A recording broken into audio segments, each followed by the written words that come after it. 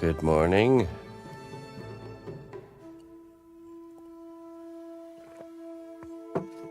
All right.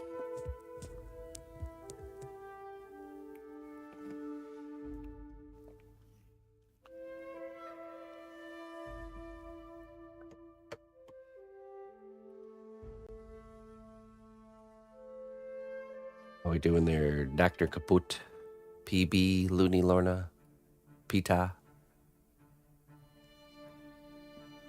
Paint Station, Bon Quen, Clayton Sapphire, good morning.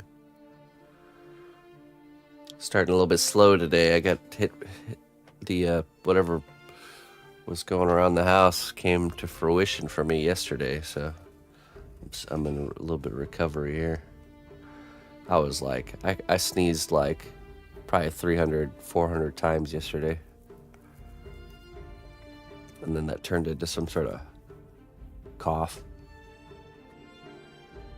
Nothing a little bit of onions can't fix.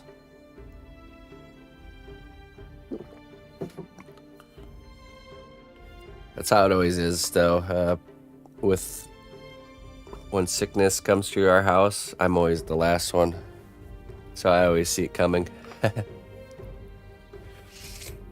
Just eat 3 mugworts. Actually, I do have some mugwort in my tea this morning. I have the lemon balm, a little bit of mugwort, some cloves, cinnamon. What else? Holy basil. Oh.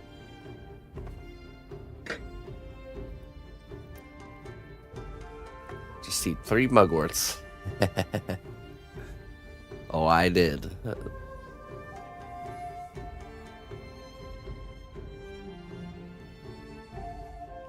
Flush it out, yeah. Yeah, it's important. Hydration. I also took some mullein tincture this morning, which is really good for clearing up any sort of chest congestion.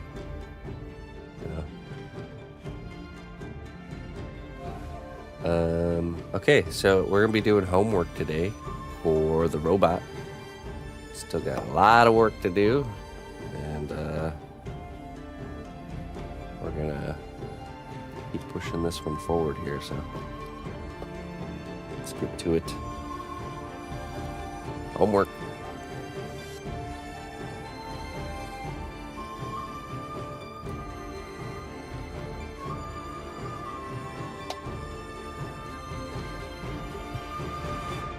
At least the stuffy nose is gone. That was what I was dealing with yesterday.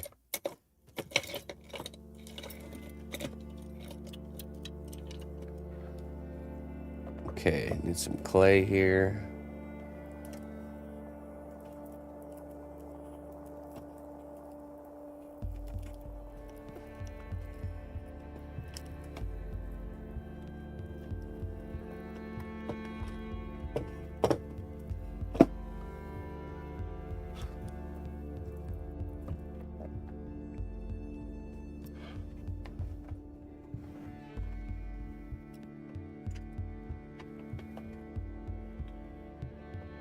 Oh.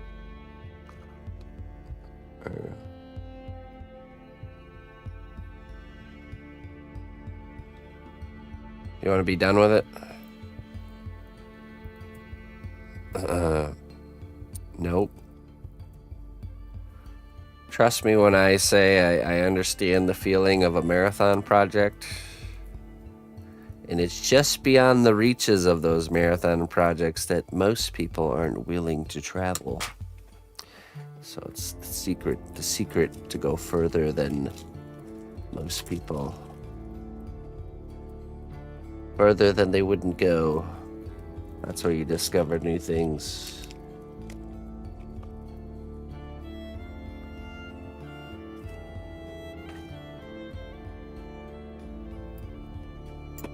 Okay.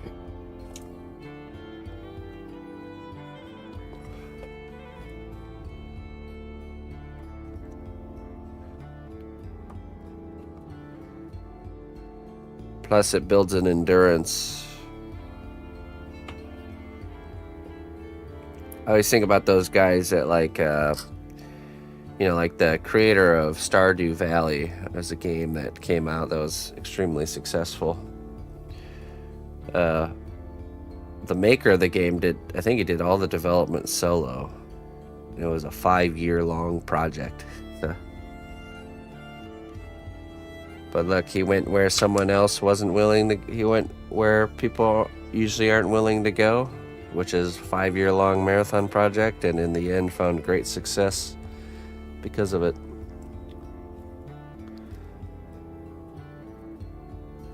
Have to build that endurance.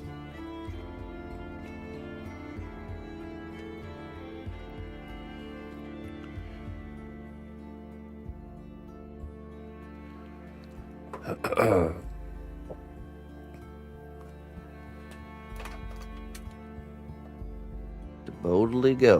All right.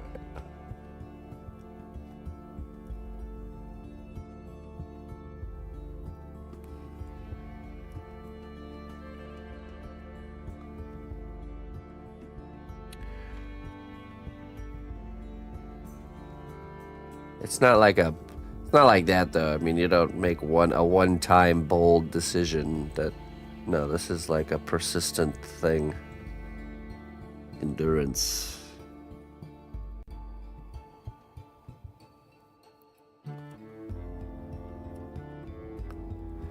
It'd be like as if you sign up for a really terrible long marathon, and there was a doorway to your left at all times that you could step through to end it.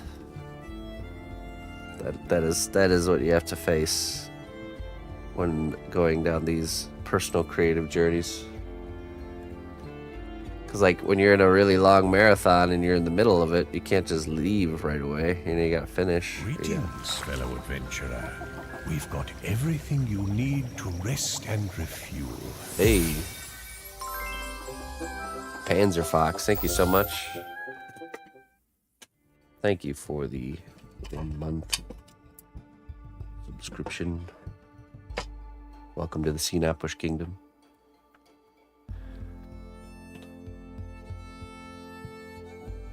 Vampire blood.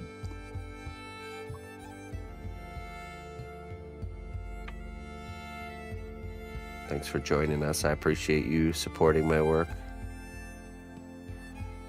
The road ahead is long and winding, but with each step you take, you draw closer to your goal. Oh, wow. The wisdom knows, see? Exactly what I was talking about.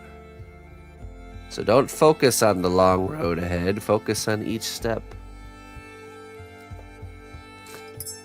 Don't think of what is left to do. Focus on what you need to do right now.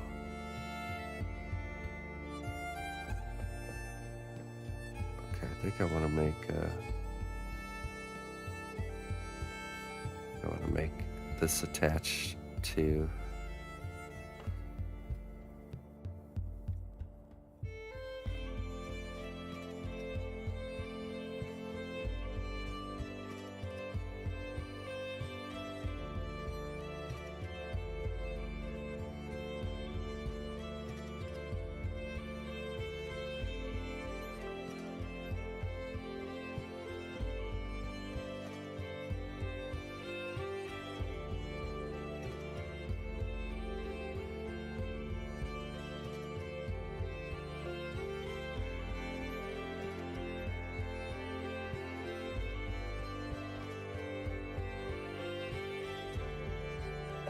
this one on our last homework session, I think.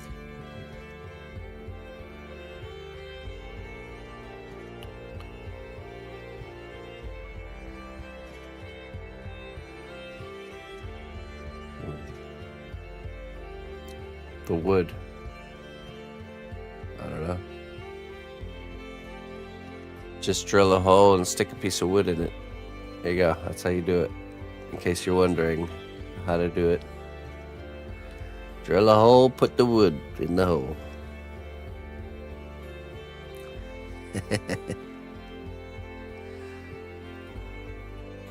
I'm trying to think how I want this to be. I know you. You must be wondering how to do that.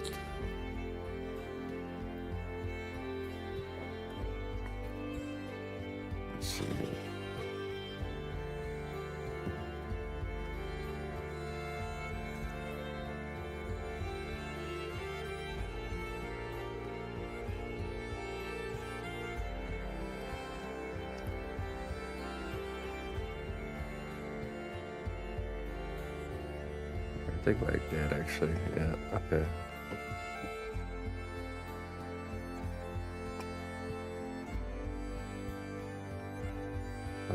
Like so.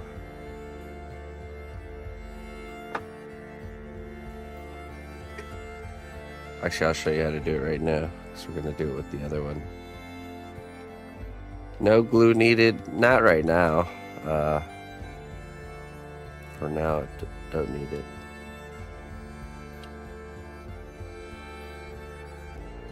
Hey, what's up, Beastworks? How you doing, man?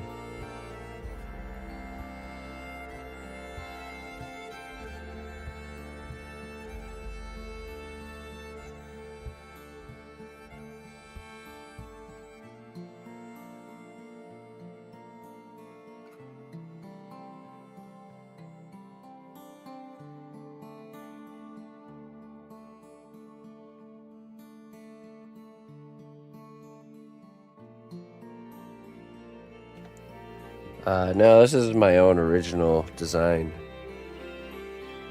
Not based on anything in particular. Oh, that's what I need. I need a dowel rod.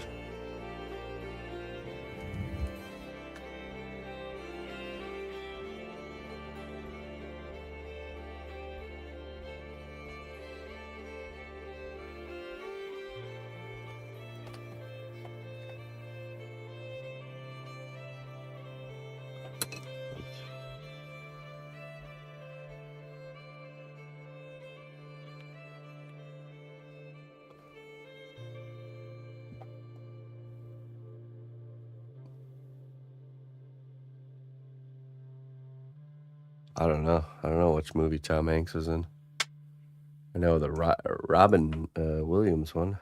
Bicentennial Man. Oh. No, yeah, I don't know.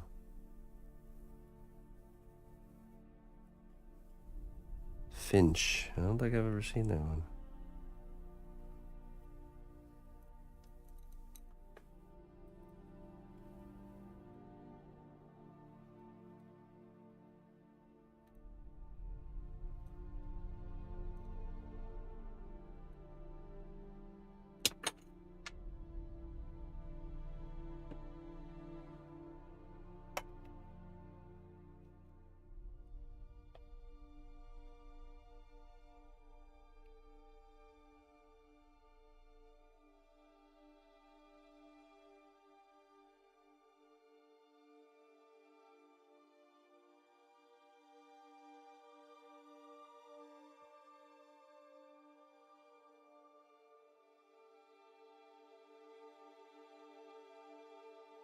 Apple release only. Oh, there you go. That's why I never heard nothing of it.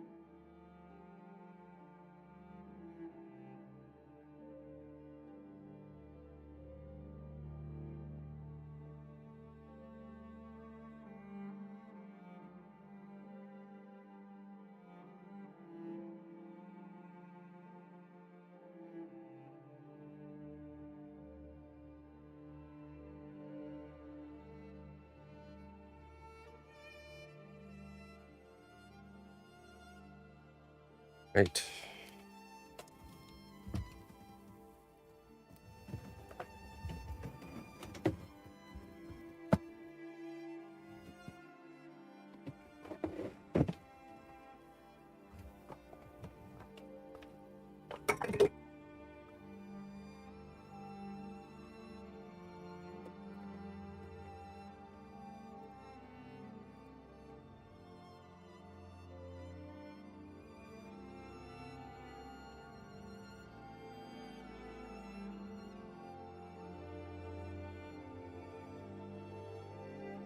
Yeah, I like the backpack, how it developed into this much bigger thing.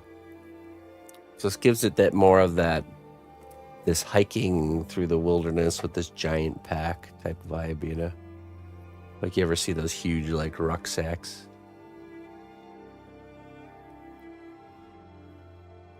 I mean, he's producing his own power on it with internally, so.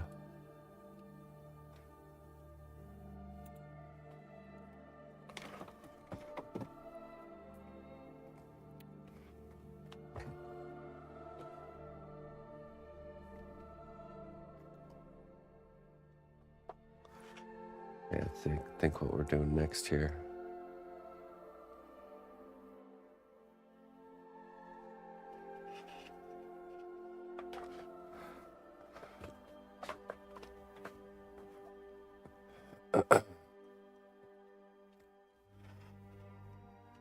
I think what we'll do is we'll take clay glue and we'll smush some clay in here and push these on permanently, and then we'll start doing the tubes, all the tubing.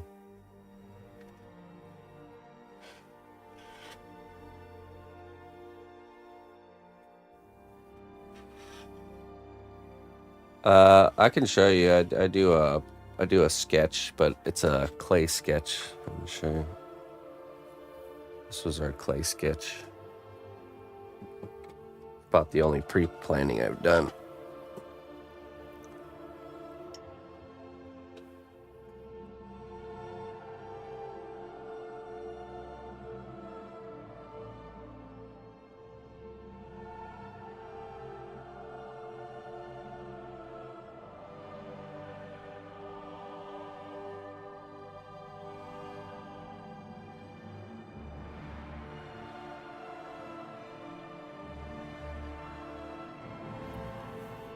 Alright, sorry about that.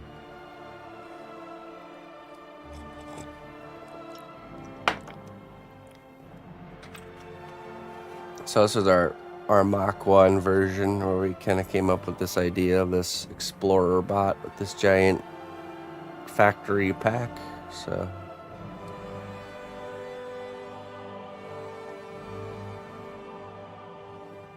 and then of course the final version is adapted and changed a little bit already. A lot of it. Oh, that's right. Okay. We also want to do these shoulder straps. These kind of like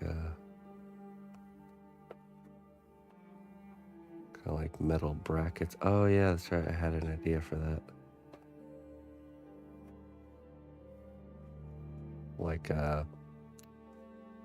They'll actually be like almost like a hinged suppression system there. Shock suppression. Okay, so we need a piece of wood.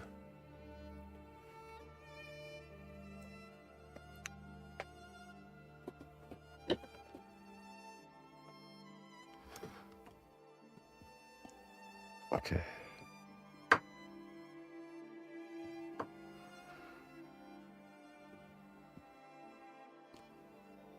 Make these as like a separate element.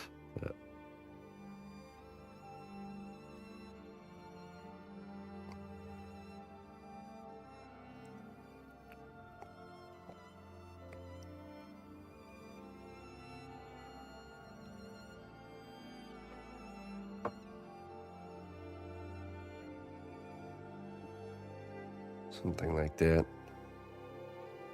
Take this, stick it down here.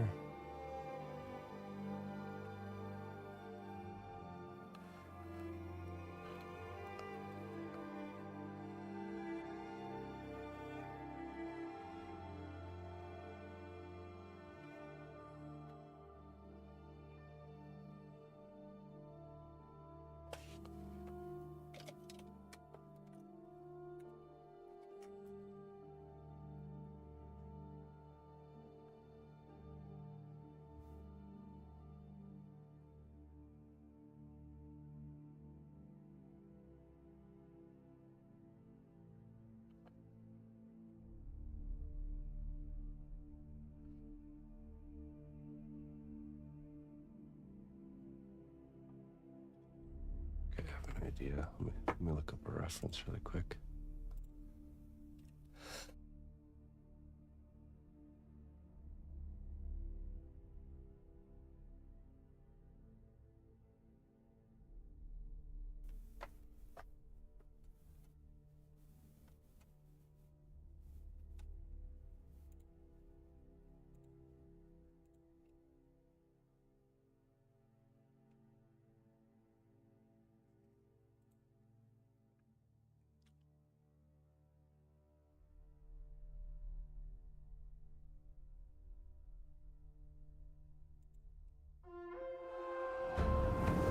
The strength of the cnotbusch kingdom lies not in our walls, but in our people.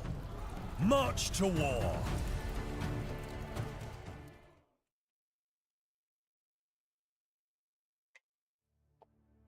Okurimio. Hey, thank you for the raid. Welcome. We're sculpting a robot here.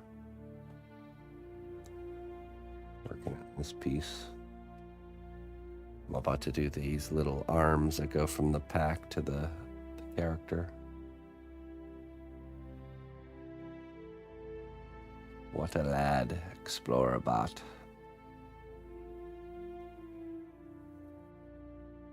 Hey, thank you so much. How much, what were you guys up to? How was your stream? Oh, just looking at some references really quick. Thank you.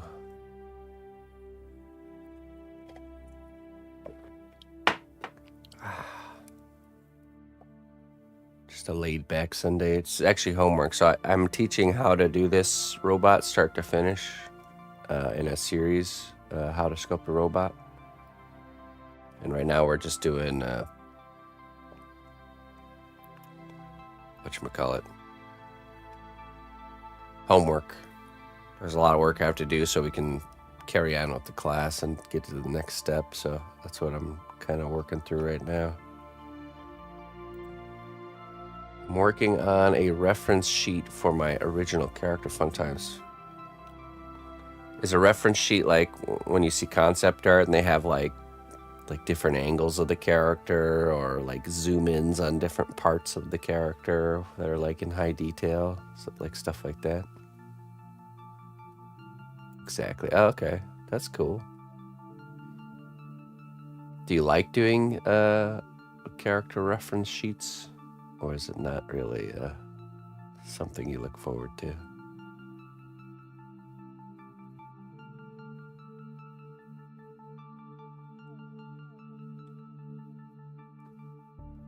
Yeah, I'm doing a character reference sheet here too, except it's I'm just doing it in all 3 dimensions, so I don't have to do it again.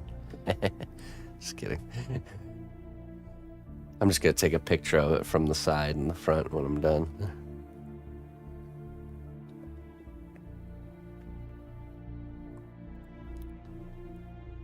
Let's see here. I'm actually looking at for a reference, particular reference here. So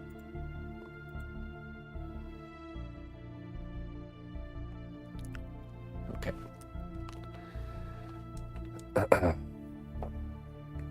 I'm sure your character reference sheet takes a lot less time than mine, so I don't know about the efficiency thing.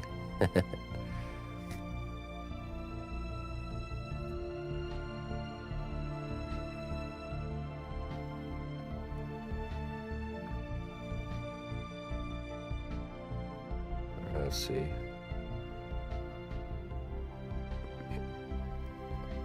Maybe a little bit rounded here.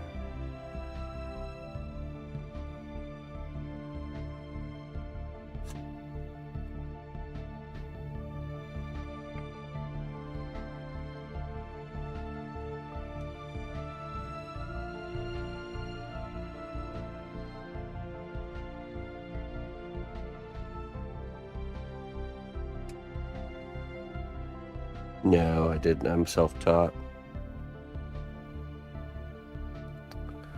Need circle tools.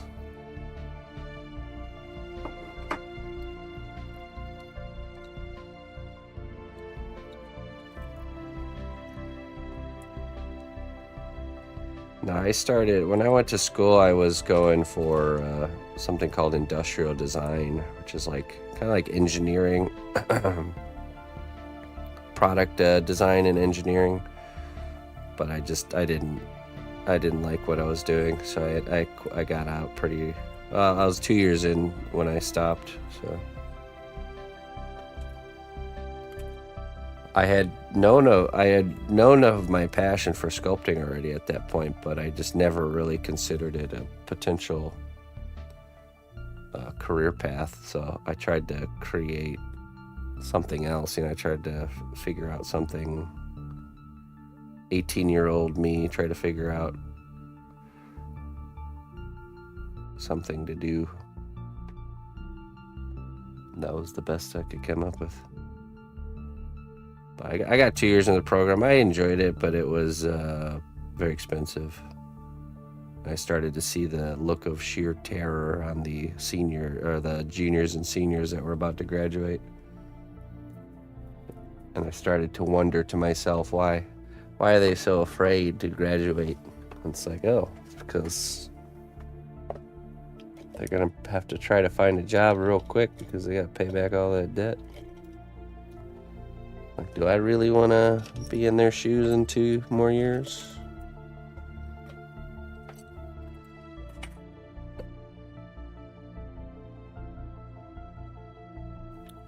I didn't plan to become a successful oh yeah, this is all. I sat down and I brainstormed and I wrote out this plan of like, kind of before streaming even existed. I'm gonna become like Bob. Imagine if Bob Ross was live, but he did sculpture instead. That was my plan.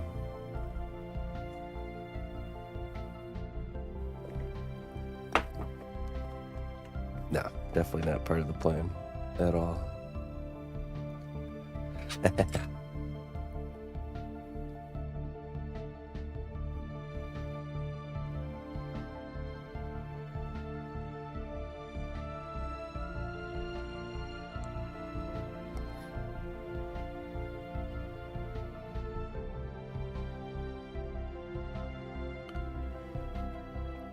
Yeah, sculpting was one of those things I had done from a pretty young age, but it just kind of it never dawned on me to really pursue it, to like try to make money with sculpture.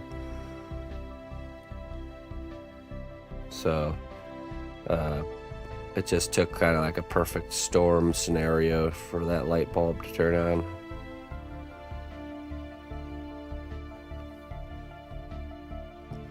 Do you ever find yourself wanting to sculpt with different mediums like wood or wax?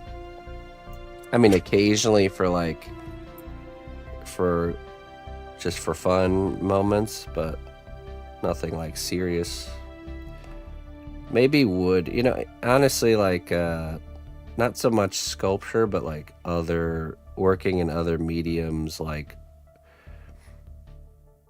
wood and metal and leather to kind of combine with sculpting, would be cool,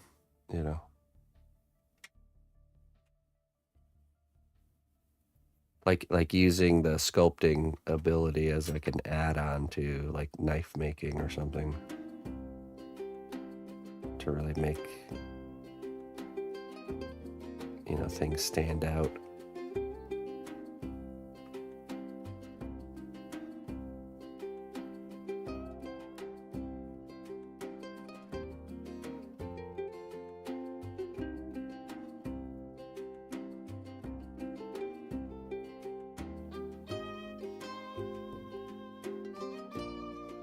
Yeah, like imagine knives, but like with some sort of sculpted element on the, the hand guard or the pommel. Sculpted element that's like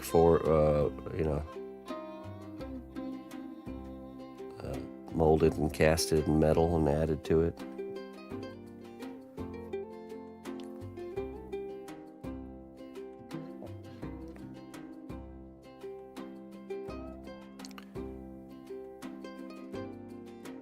I wouldn't mind doing like spoon carving or anything like that, like out of wood. I always think that's cool. Just wanna spend a Saturday whittling out a spoon for my kitchen.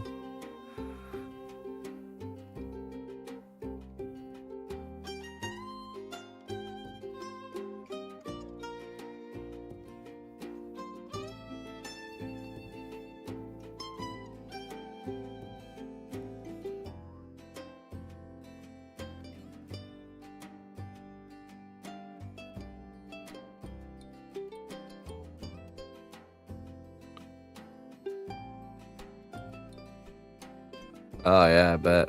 Really? That's cool. Yeah, it just seems like a pretty chill, you know. See, that seems like definitely it's skill based, but also like just really making sure you got the right tool for the job. Nice sharp chisels.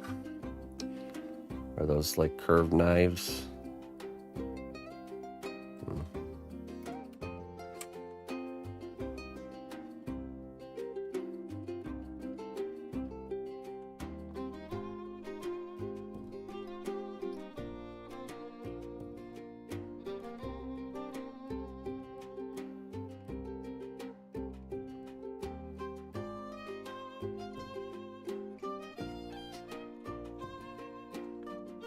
I don't know. It's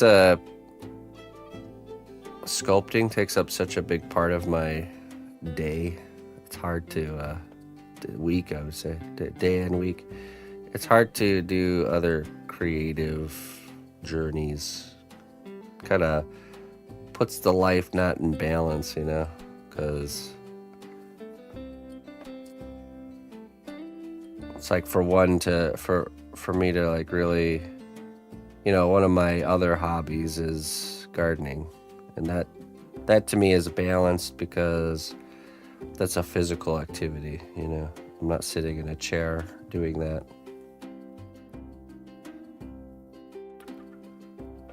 So they kind of like complement each other and everything's in balance, but it's like if you have too much just sitting around arting activities and not enough of the other things, then not balanced. Causes problems.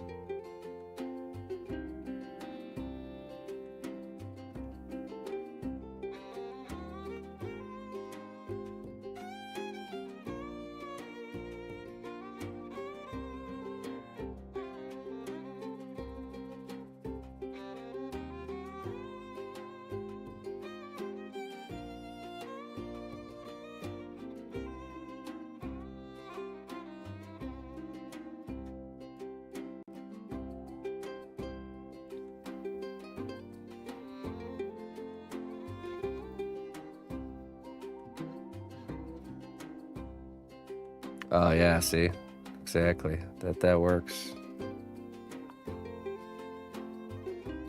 So I'd have what I'd really want to do is to decrease the amount of sculpting time to be able to work in other things like that. Or you know, like Saturdays is all right because Saturdays are I don't do any work. Whatever I want to do, that's I consider fun.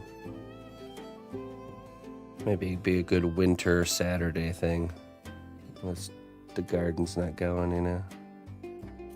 Just gonna carve a spoon today.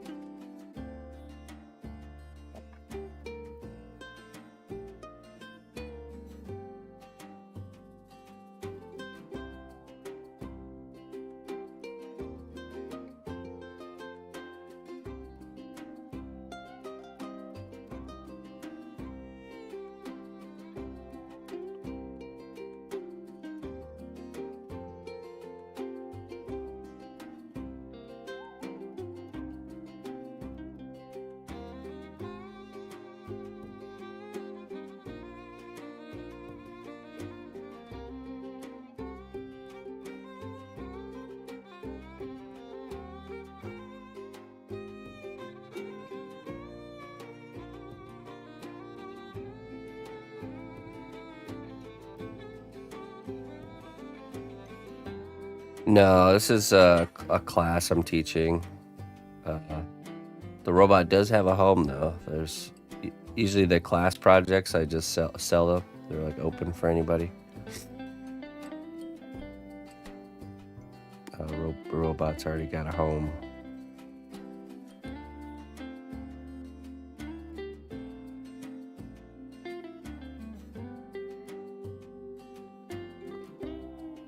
So yeah, we have this piece demonstrated start to finish.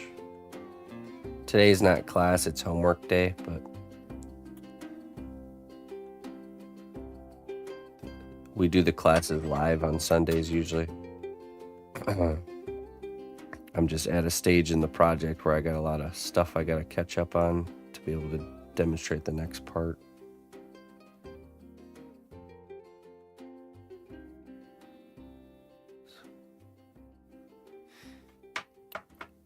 Okay, I like how that's looking. I had a little bit of riveting.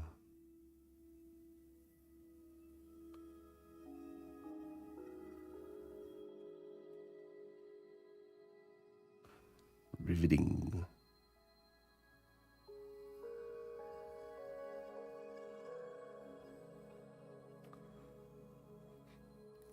Yeah, they're designed to be start to finish tutorials that anyone can follow. So if you want to join us, if anyone wants to join us, there's other classes too, how to sculpt a dragon and how to sculpt a woodland gremlin, just kind of like a gnome goblin character.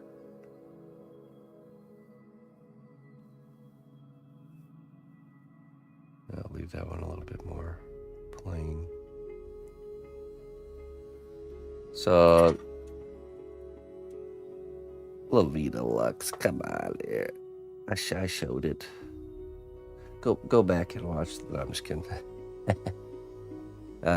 So from the backpack to the chest, there's like gonna be this kind of connecting piece, almost like a shoulder strap. This is one half of it. We'll probably duplicate it because they'll probably be identical.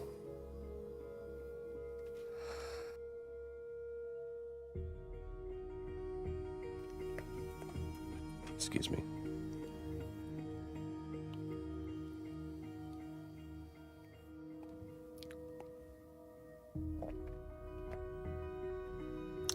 That's what I'm saying, man. There's so much if you want to learn artwork, man, I'm really not sure going to school is the best way in today's day and age. I don't think so. My personal opinion is it's just way too expensive for what they're offering you when there's so much free learning out there, you know. See, you know, everyone I think likes the convenience of this pre-packaged, like fully assembled course, you know, where you just like sign up and show up and make me an artist, you know. But it's just not how it works. You will make yourself an artist either through school or through self-learning.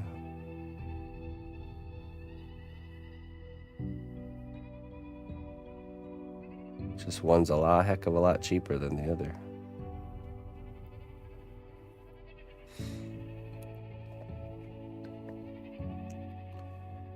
I think if you took just a fraction of the money you'd spend on school and got like one-on-one lessons with, you know, most professionals, especially ones that are active on social media, have courses and one-on-one lessons and stuff like that available that you could pay money for. Why not just pay money for those and learn from the industry guys themselves and spend the money on getting tools, you know, like actual things that you need to perform the craft that you're seeking, instead of just throwing it at these schools, you know. I think at one point it was the way to do things, but it's just like all systems just gotten corrupted. And I know there's people out there that still have great positive experiences with going the school route, but I'm just questioning, could you have gotten the same positive experience for a lot less money doing it some other way?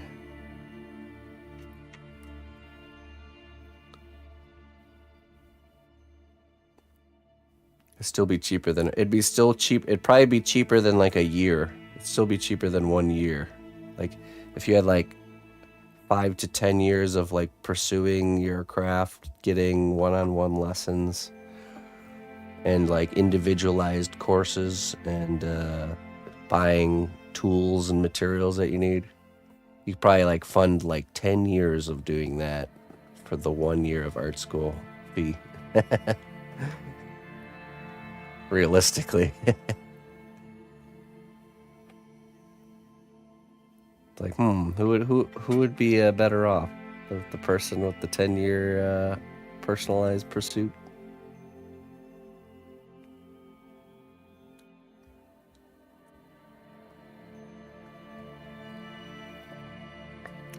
Those institutions were made pre-internet, you know what I mean? Those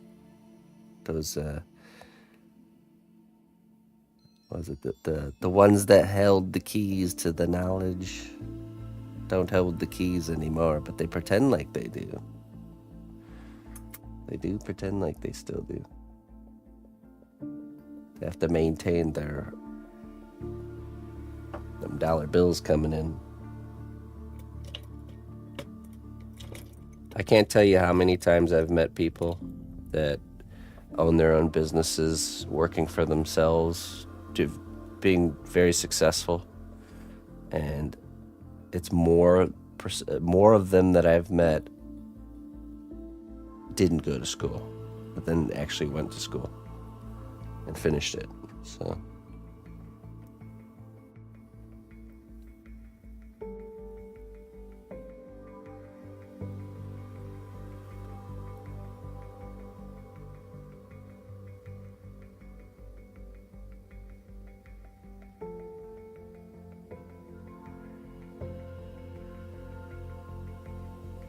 it's the convenience, I'm telling you. That's the one thing that they sell people on. The one-stop shop to get all your educational needs, instead of having to go seek it out and piece it together and search for it, But that's the fun. Oh.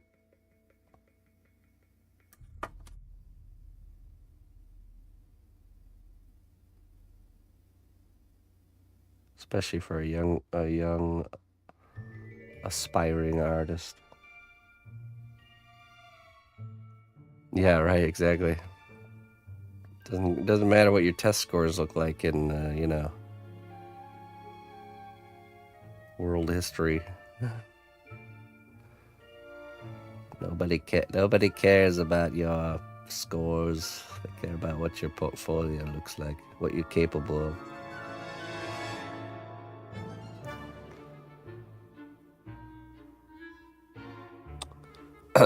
Well, let's see.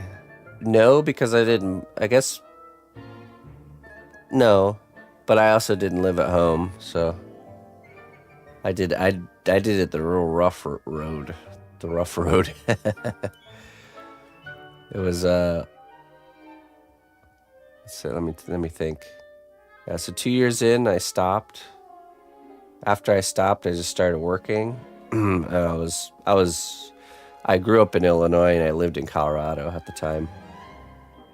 And almost immediately after I had stopped working, I started to just I didn't know what the heck I was going to do. I'm like, well, now what? I spent my whole life from kindergarten until, now being told, gotta go to college, Go to college, get the job. Go to college, get the job.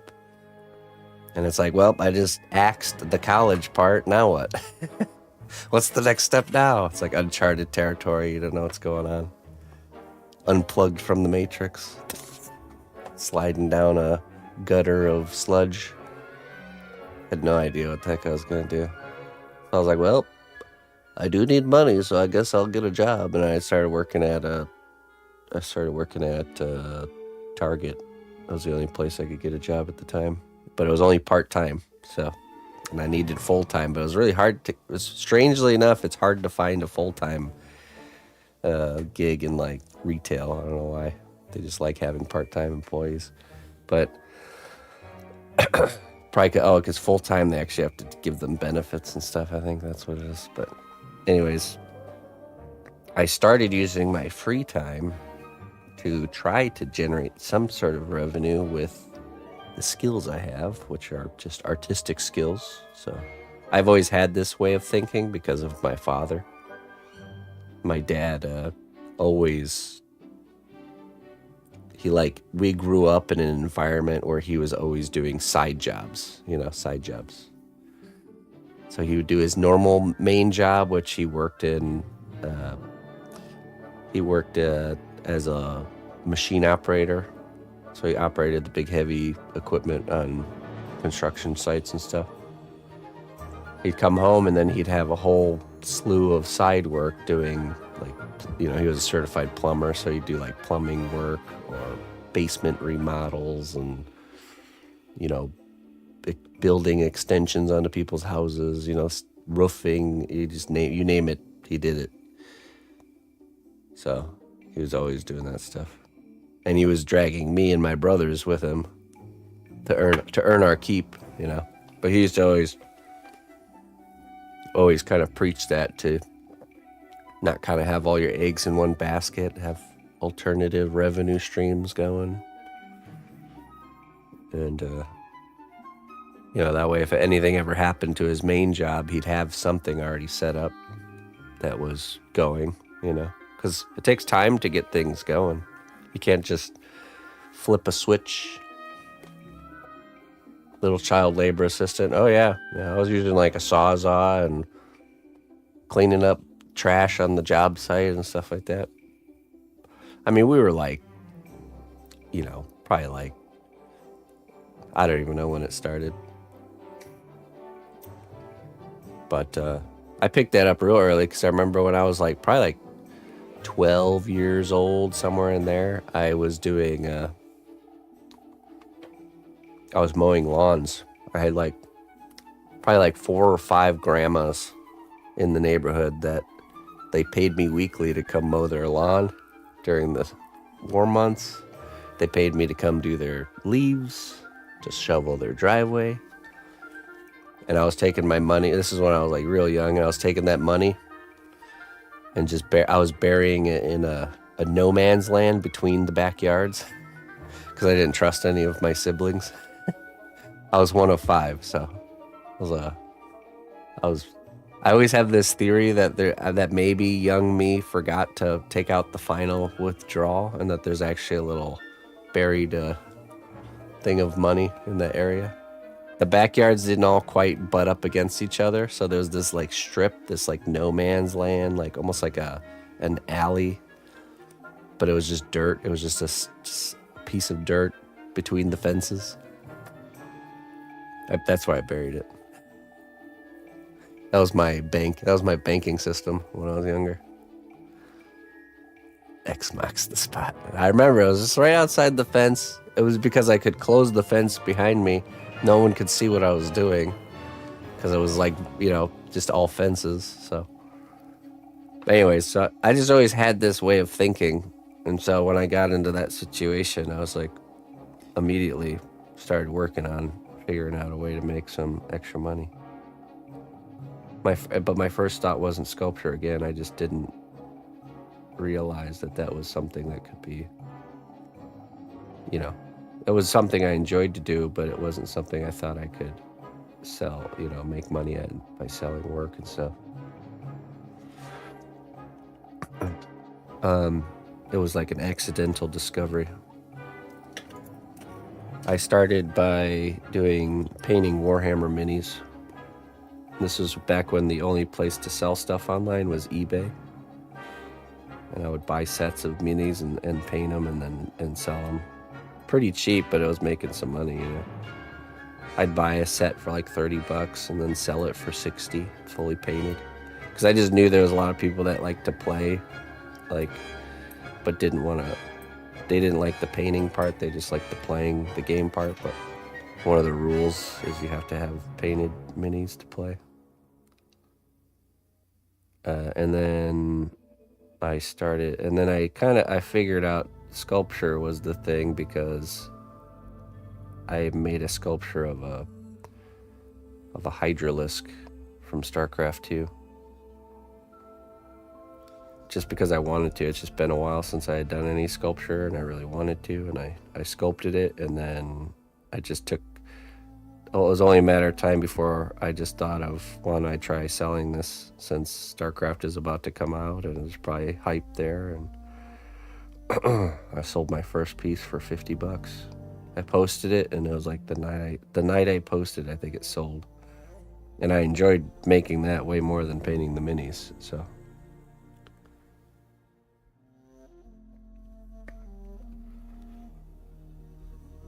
And that's when I was like, okay, we got something here. And I just, this is what happens when you find, and this is something I've learned. I didn't know it at the time, but this is something I've learned. When you find something that works, just do it again. A lot of people I see mess that up because they'll get something that works. They'll find something that's working, either with social media or something, and then they try something different. It's like, no. Just do the thing that works again, okay? Keep doing it until it doesn't work. That's what I did. So I just made another StarCraft character, sculpted it, painted it, posted it on eBay, sold it, and did that for like, I don't know, 2 or 3 years. Really just almost exclusively StarCraft. But then as soon as my name kind of started to circulate in certain groups, I started to get people wanting specific things, and that's when it started to turn into commission work.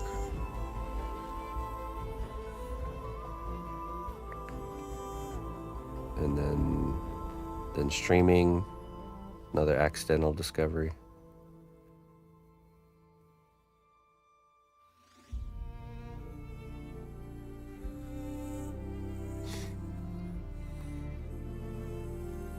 And here we are. 14 years later.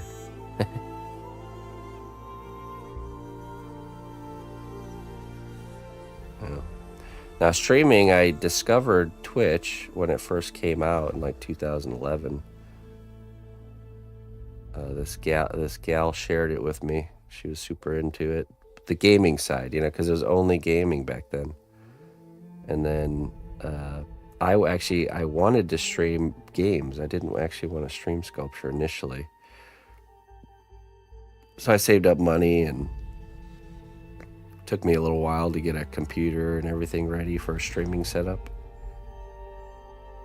And then I wanted to start my gaming streaming career, you know, but it kept not happening because I would work at that time I was working a full-time job, and then coming home, and then I had all this sculpting work to do because, you know, I had a lot of commission work and stuff already kind of coming in. And I just had no room or time or energy to do something else on top of that. So then we have this other light bulb moment of like, well, why don't I stream my sculpting time? I'm already sitting here at the desk doing this stuff. And then, of course, you get the idea of like, oh, but Twitch is not for gaming, or not for anything but gaming. What if I get in trouble? And then I'm like, well, what if I don't? So I just did it anyways, even though it wasn't technically what the platform was about. I just knew though there was the place to be, because at that time there was already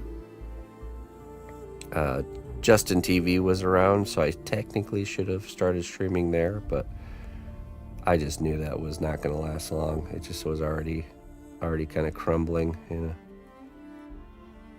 And my target kind of my target audience I knew was on Twitch, because it's, you know, my whole thing was combining game characters with sculpture. So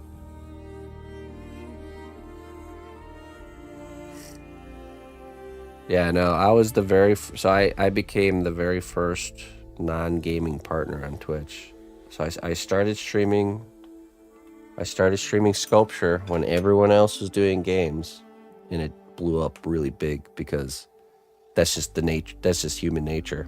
If you imagine when you click on a category of a game and you're scrolling through the icon photos, and you see everyone's screen is the same. It's the game screen plus their person in the corner.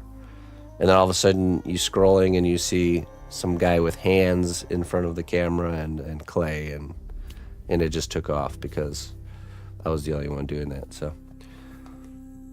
it was pretty normal to have like a couple thousand viewers was average at that time. So Justin TV was before Twitch, yes. And it was still around when I had started.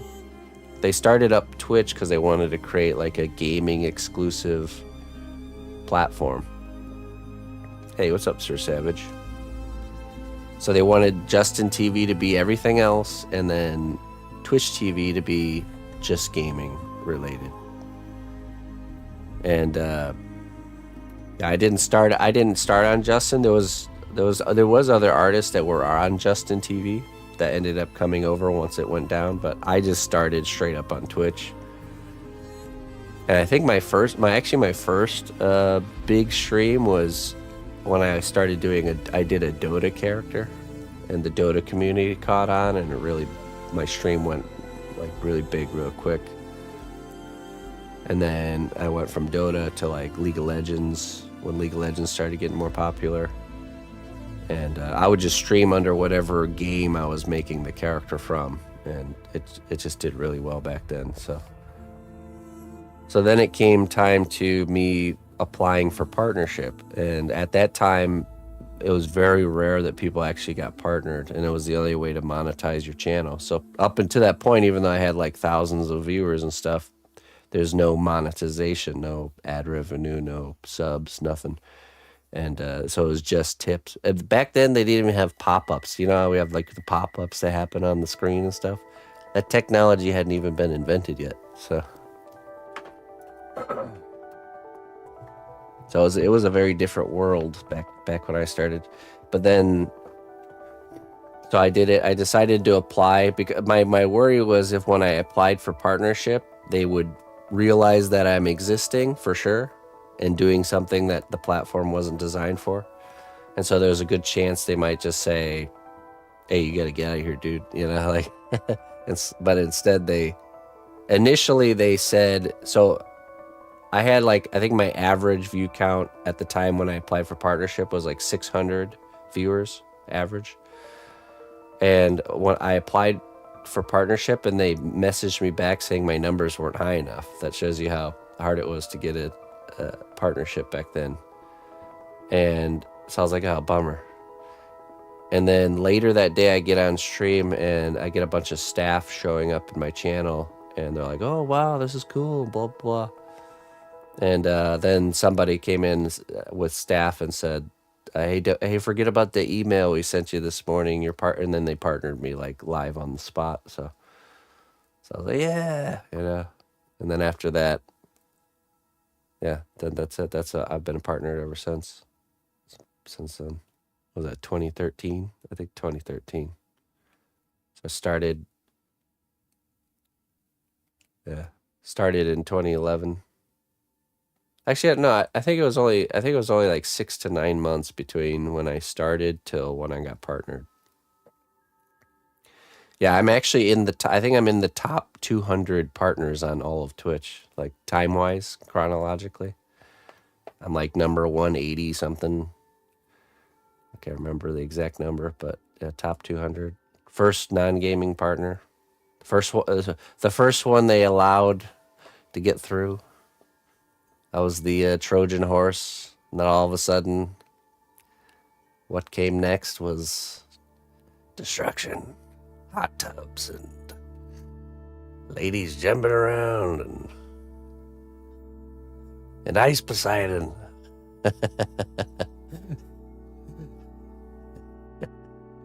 Oh my goodness.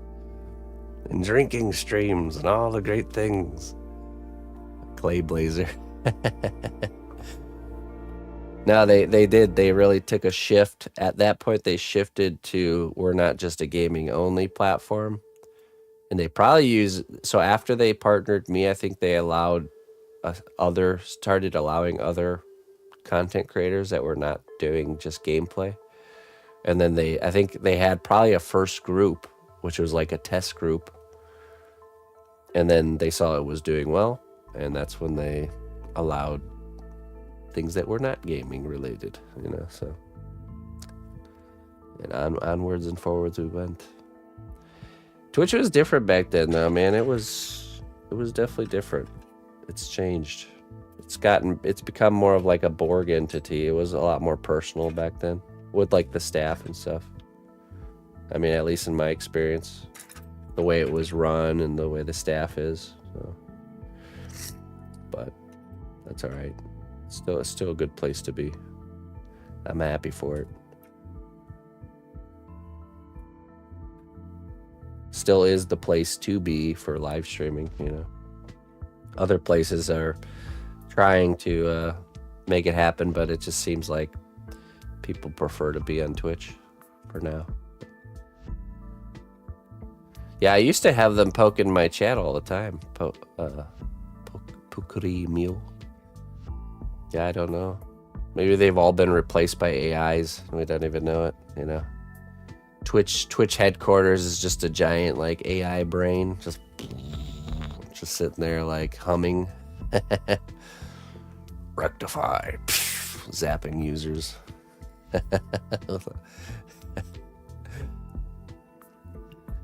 You have broken the TOS. You will be deleted now. Goodbye. Like the Matrix. Oh, jeez. All right, let me get some coffee. I'll be right back. Then we'll continue.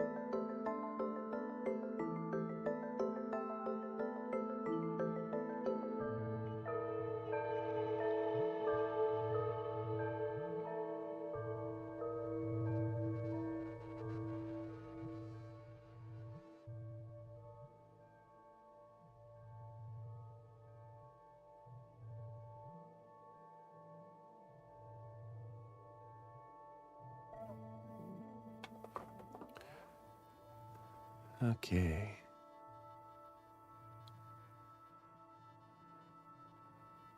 Maybe a little bit of denting texture.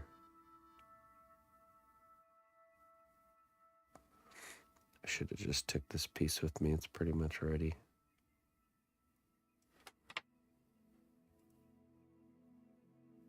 So what we'll do is we'll end up baking this. And then we'll duplicate it. So we have both of them. And then we sculpt the other side.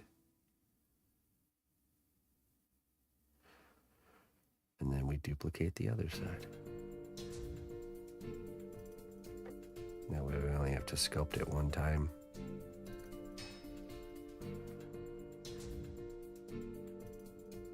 anything else.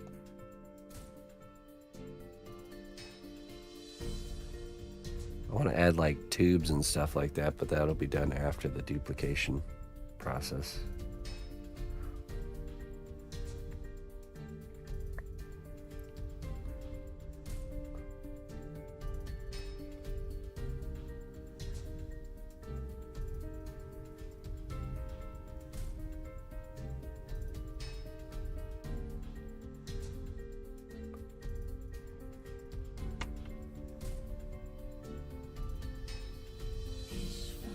All right. Throw that in the oven and then we'll do the next part.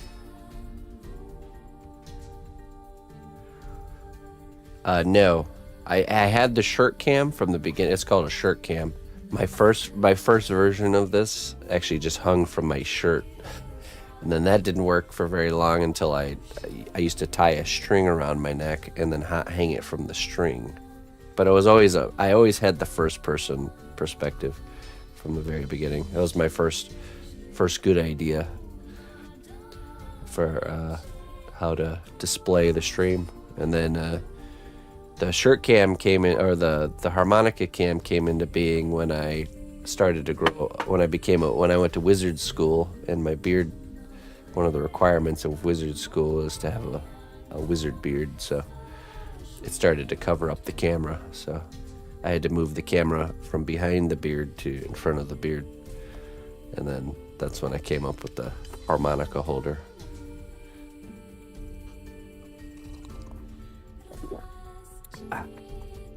All right, I'll be right back.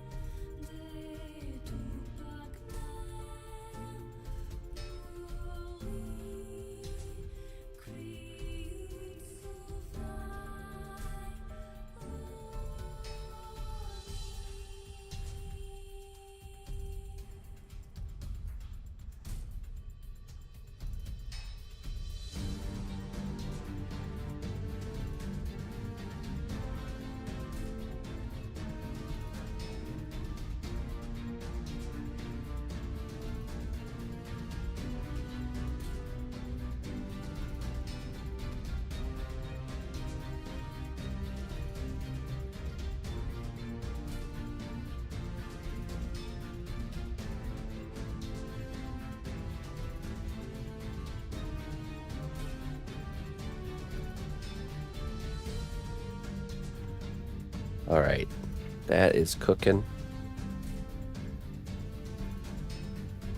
I think while that cooks, we're gonna permanently connect these side dealies, and then just do the. Oh, we can also sculpt in this screen here. There's like a terminal I want to do on the back. Let me look up some reference for that. Yeah, we want to do this. Terminal. At least I think so.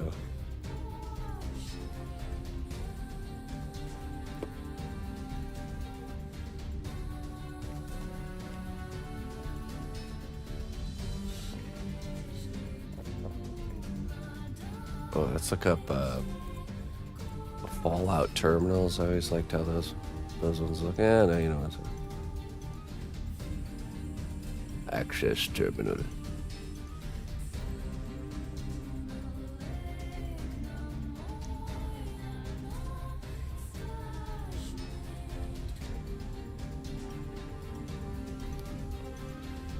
Hey, yeah, thank you so much for the raid. Pokurimio. I appreciate it. Yes, this is more scraggly, what we're looking for here.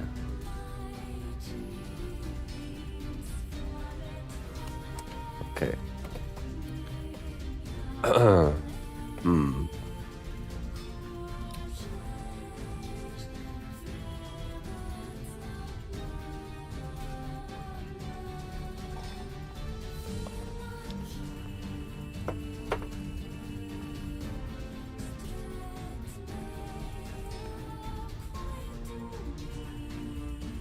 Okay.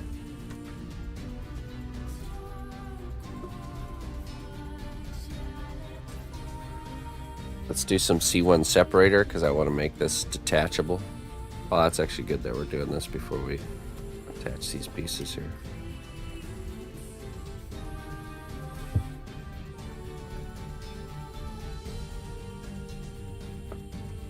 Okay. Take some separator.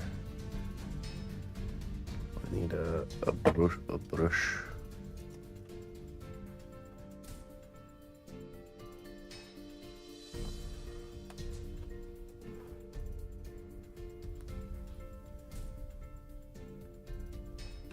I want to make this removable because I'm having a desire to do like a backlit screen of some sort.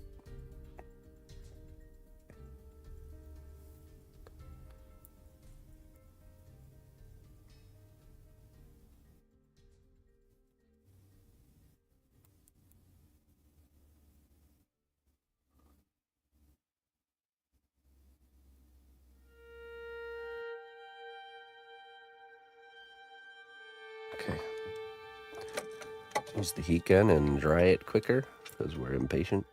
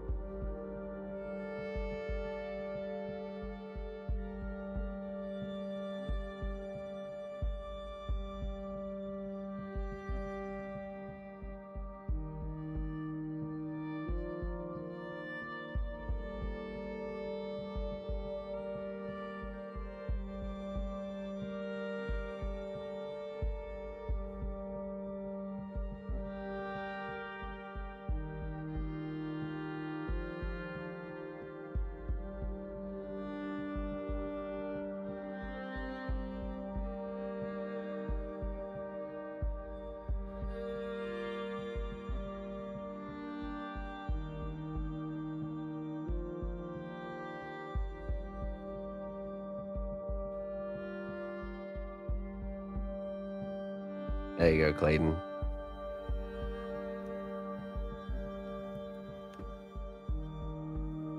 How do you mix the like how do what mixture do I use for the molded parts with the clay? I'll usually take the softest variety of clay I have on hand and then mix in either some flex flow or just a clay glue. We'll do it, just mix it in there. It makes it even softer and more flexible.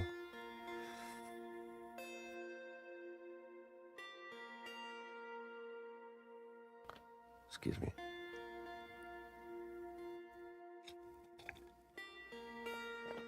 Or are you asking something different?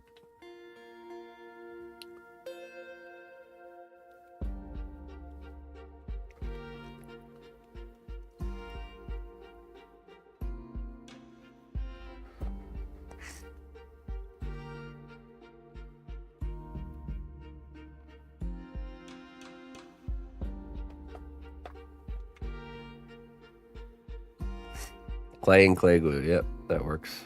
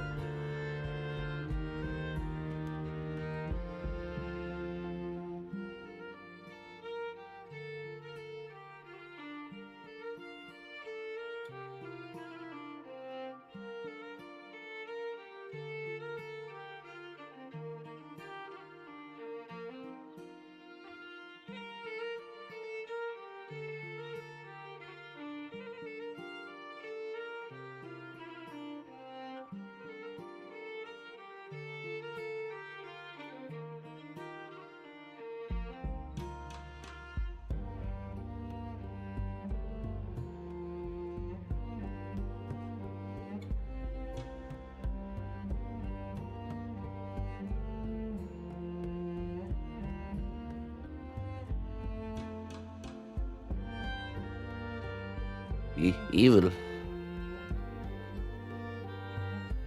Eh? Hi. We all have evil in us, T-Dola.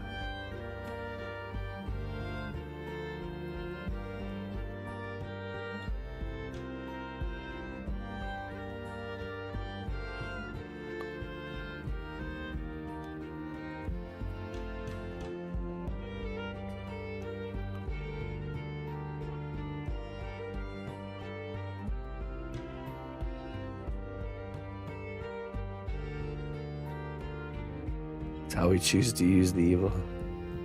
Or do we try to suppress it?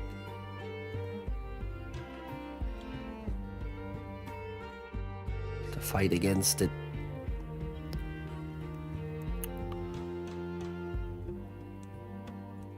The bad nature.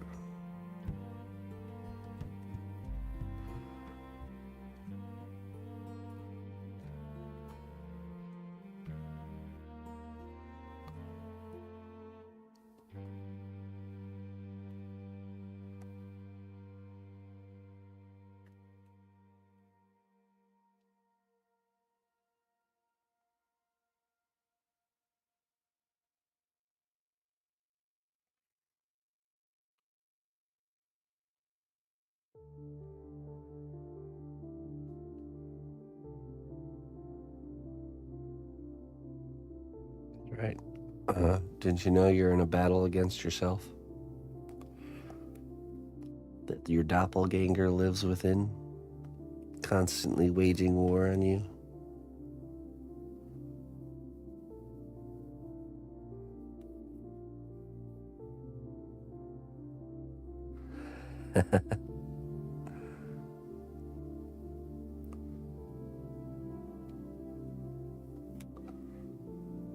I'll show him. Pinch his arm. Jerk.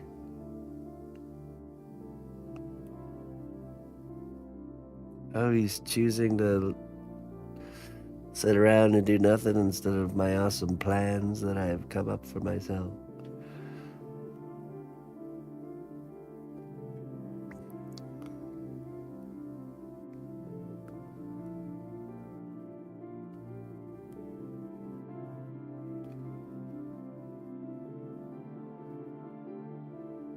constantly seeking comfort at any expense.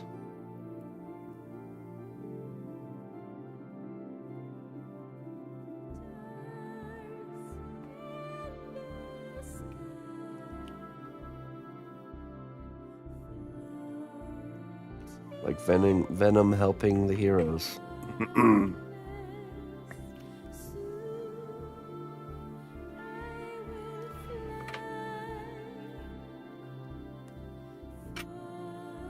See, screen goes here.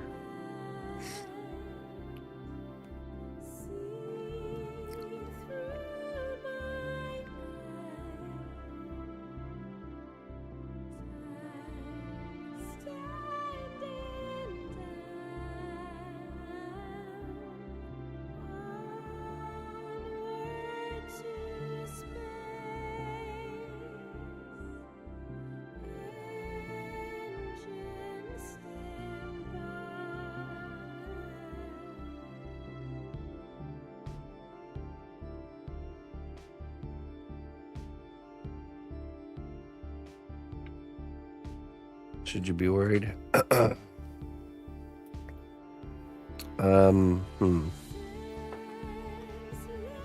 Let's look at the attributes of Venom. An evil alien parasite that invades its host and causes the host to kill and do bad things and consume other people. Nope, seems like it's okay to me.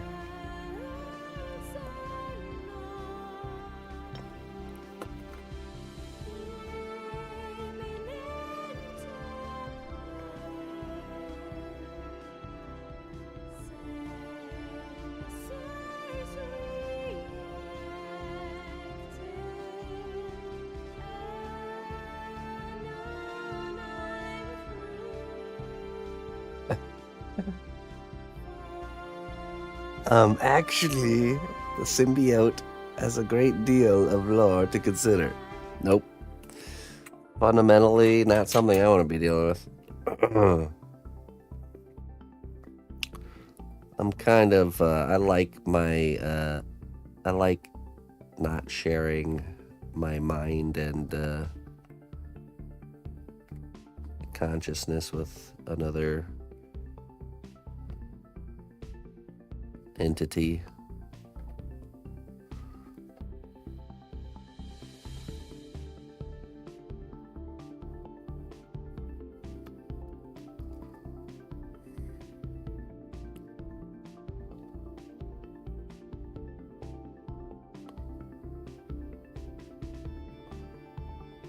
I will pass on the brainworms. Cosmic brainworms.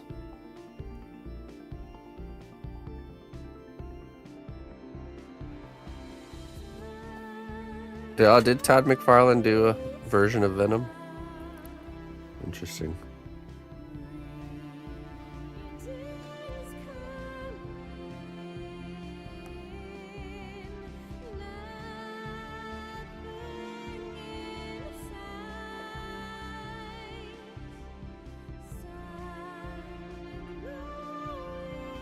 Hey.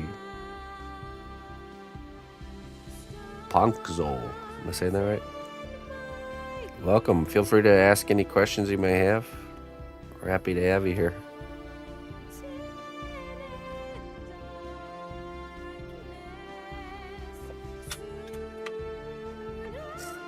He did? Okay, I didn't know he did that. My only experience with McFarlane is his action figures and Spawn. Not sure what his history is aside from that.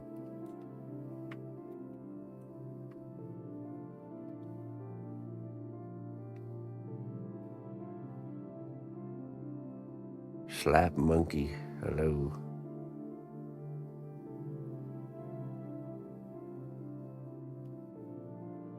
Punkzo. Punkzo.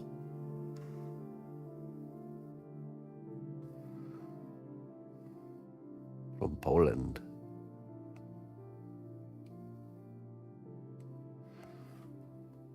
Punko. Punkzo.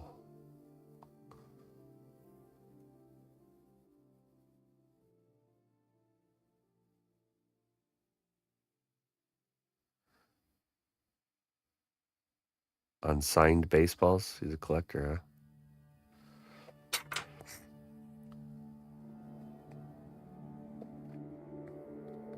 Pancho. Ah, Pancho.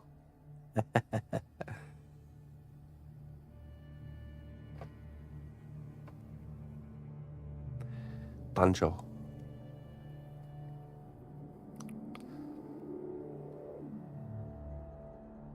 Looney Larry. To listen to Looney Larry over here.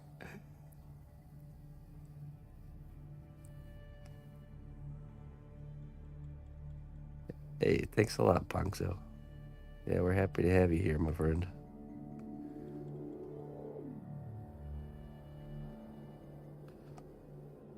Looney Larry.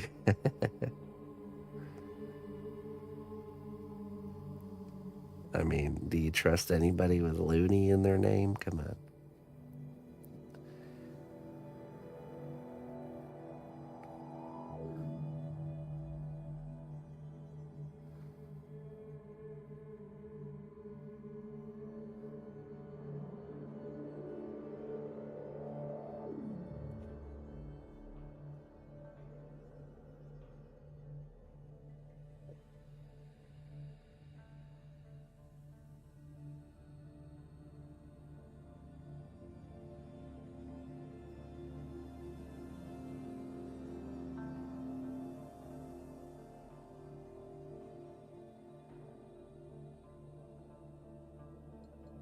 Me and the missus watched Looper's stream. She did an unboxing of her piece live on her stream.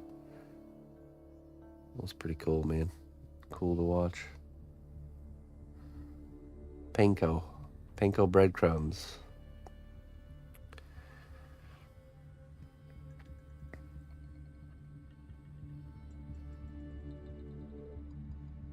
Yeah, we had a lot going down in the earlier part of the day, so we didn't catch the live, but we watched the VOD last night. So cool to be able to see people's reactions.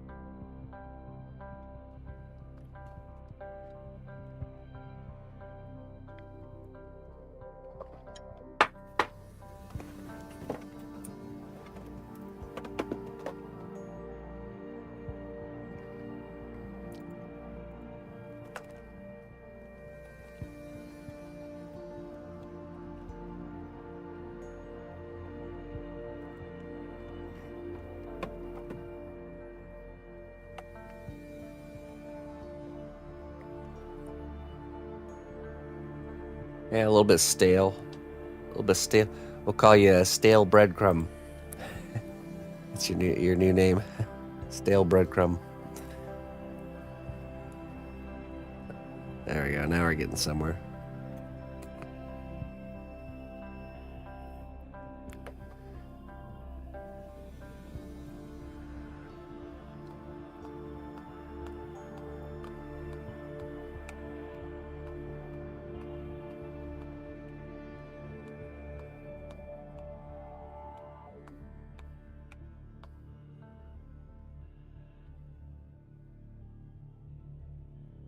Yeah, what clay do you use? I imagine from Poland. Probably not Cos clay. Do you know of Mr. Mank? He's from Poland. He's a sculptor here on Twitch. Does really awesome work as well.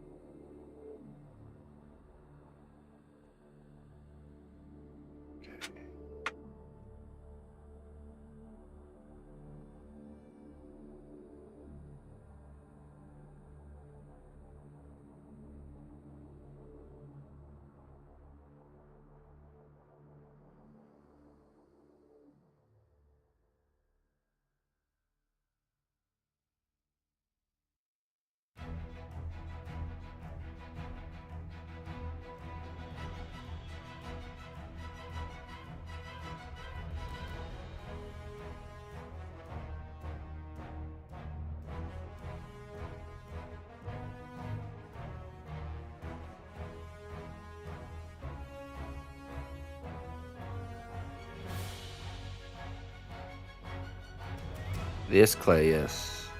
We do.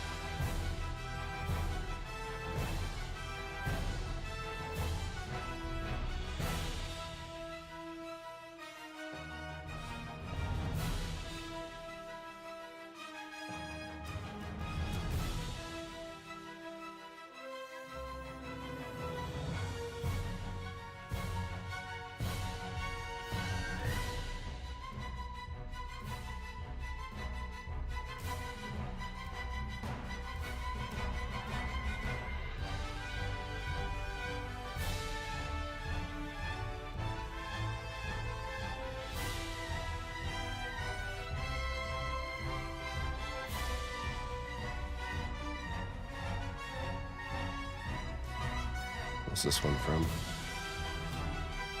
World of Warcraft. Pride of the Seas.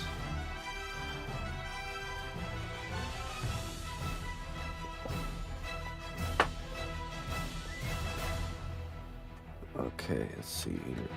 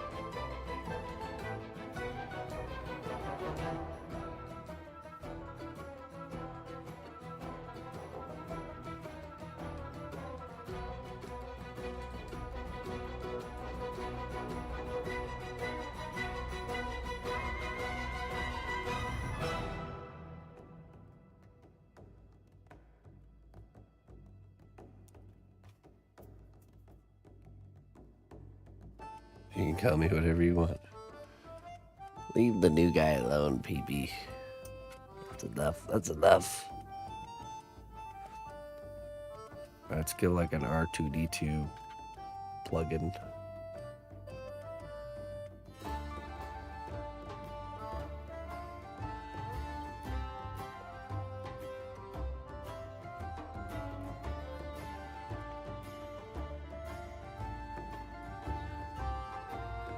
This is it's called Cosclay.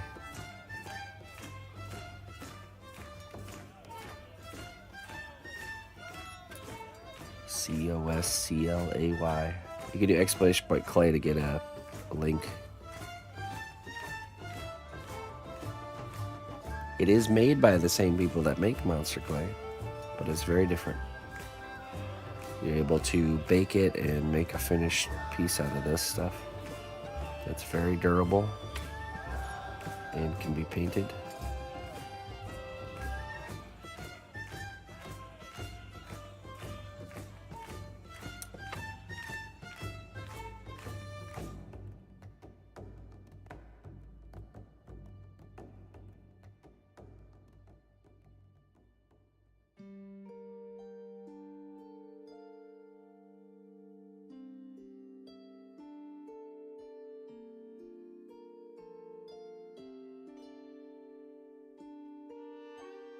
Let's see.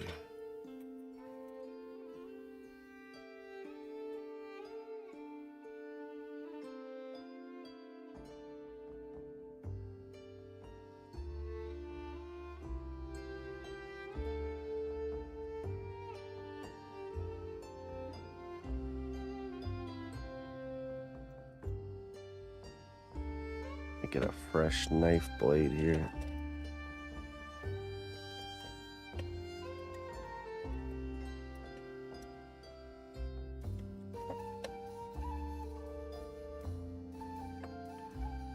That one. Yeah, be dull.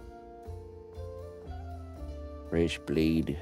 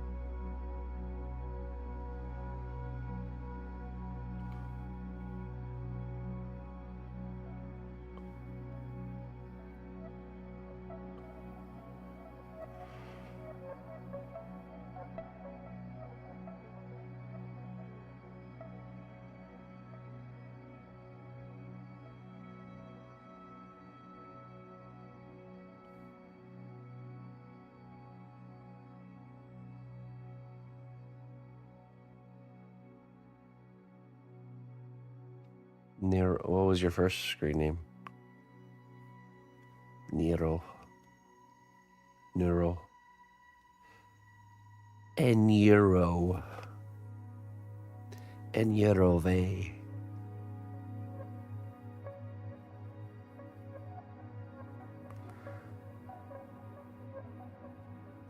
Robway. No way.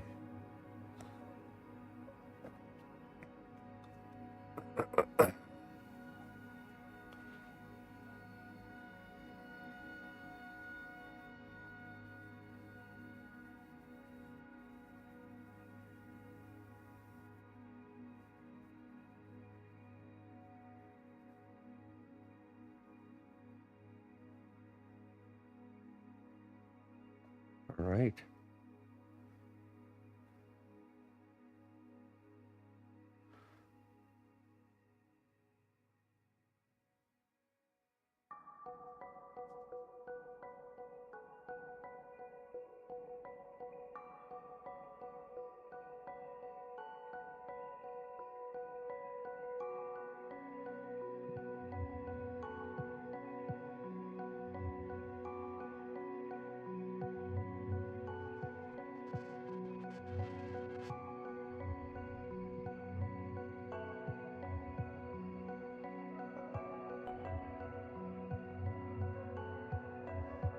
Halfway.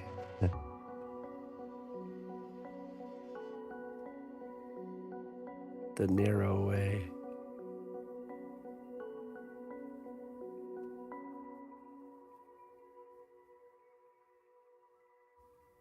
Is it Nero? Nero?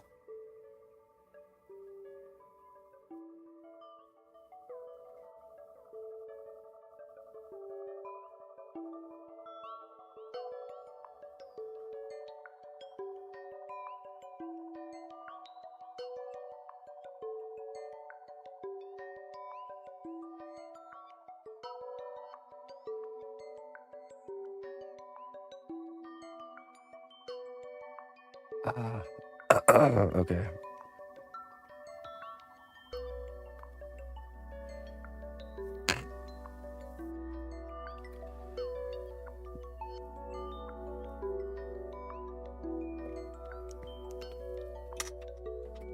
Neurons.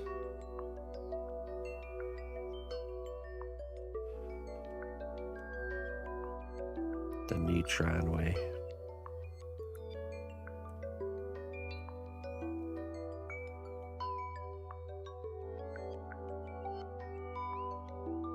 Jammy neutron.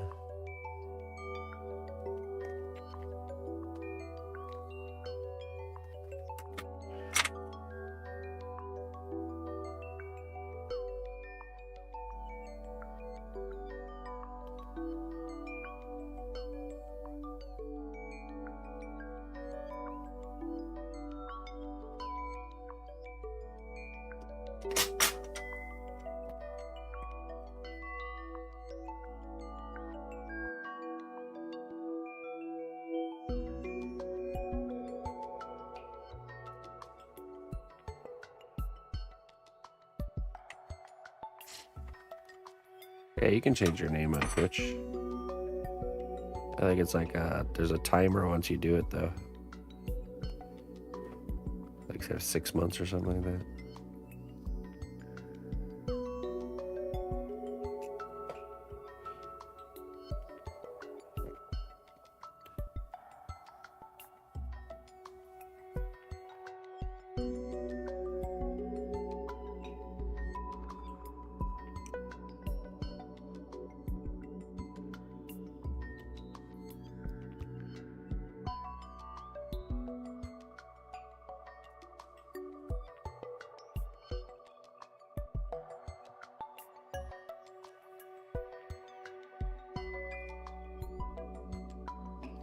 Yusuf. Hello, Yusuf. How do you do, my friend?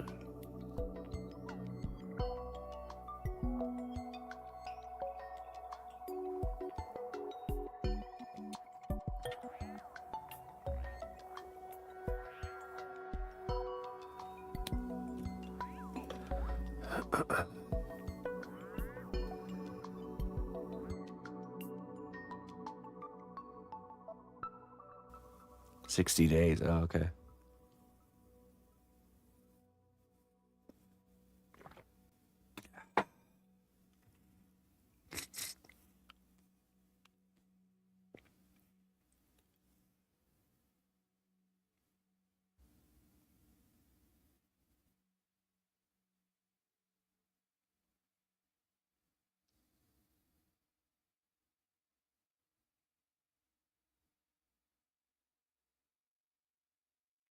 Like a little Game Boy screen.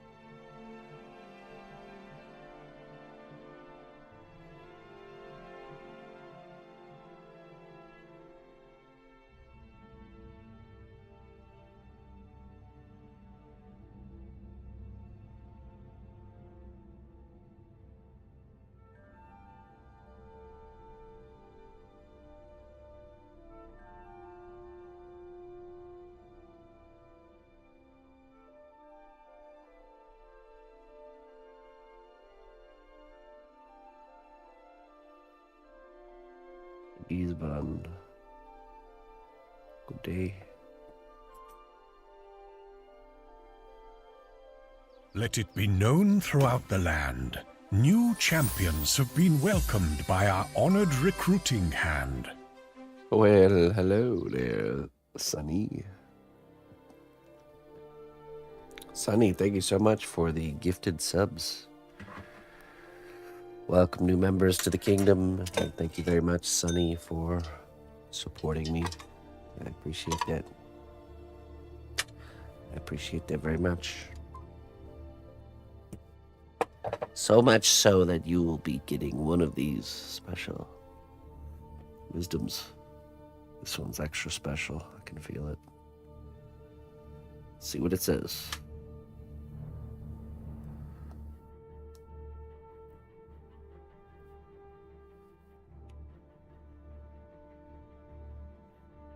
Oh, so special, doesn't even want to be open. There we go. Okay. The trials that shape you are not random events, but rather a symphony of lessons and growth. To the day we die. I added that part on the end. It's true though. The growth. That's what we're after. The learning, the growth. That's the part that stays with us.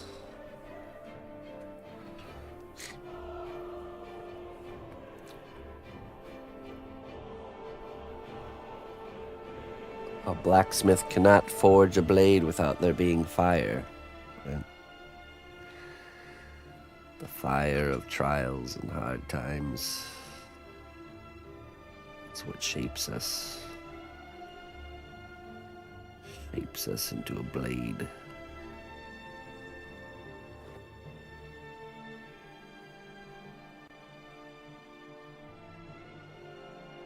Time to move to Germany. That's all that says to me.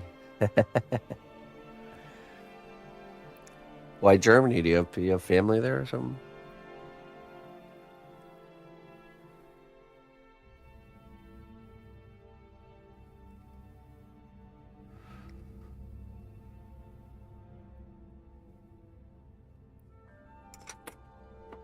A friend. Oh, okay. I mean, I do like Germany.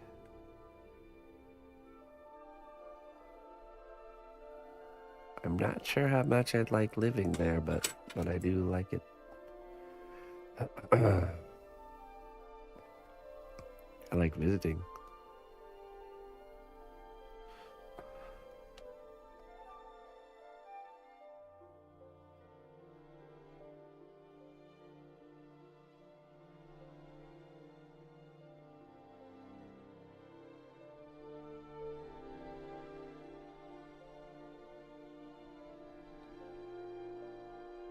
Black Forest cake.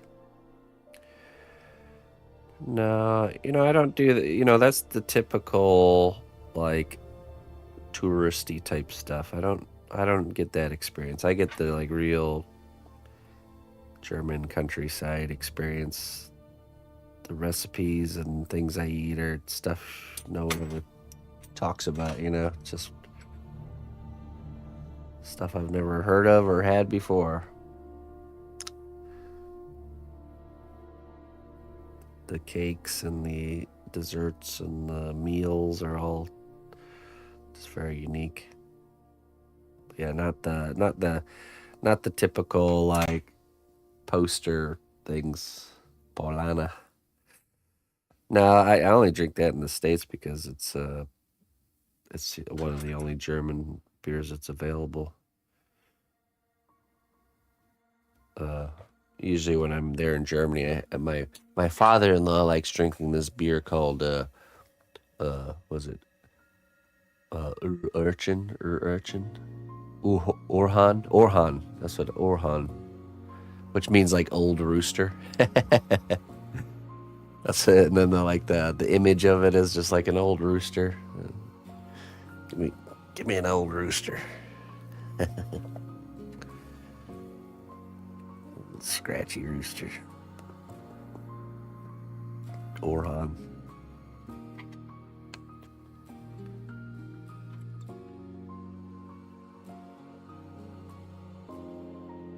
%.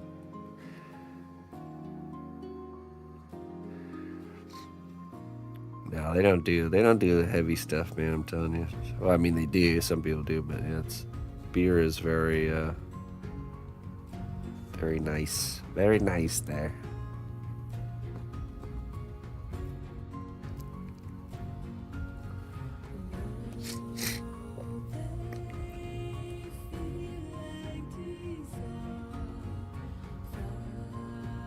It's the thing I would love about being there, and the thing I would not like about being there are the same thing, which is funny.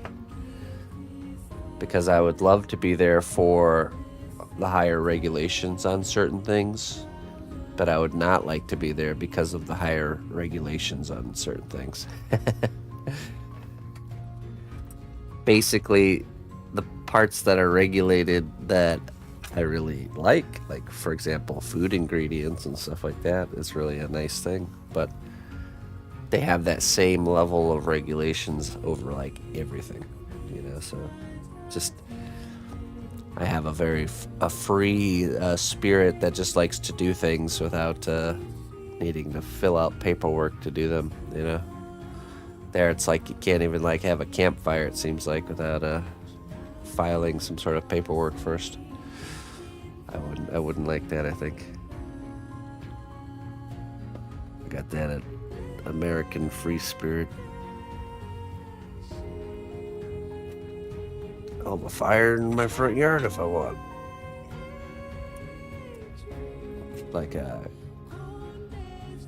It's like having a HOA that's countrywide.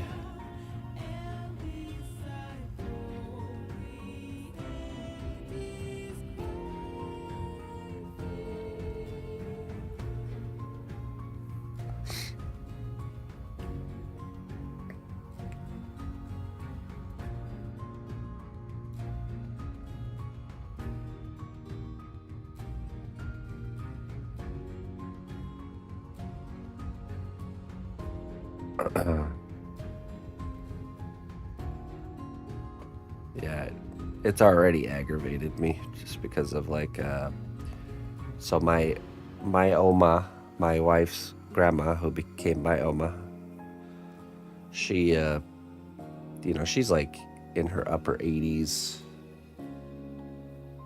and she has a wood burning stove that she uses to heat her home in the wintertime. That's perfectly really well upkept, perfectly functioning, everything, nothing's wrong with it. It's totally fine. It's been in the family for generations, you know.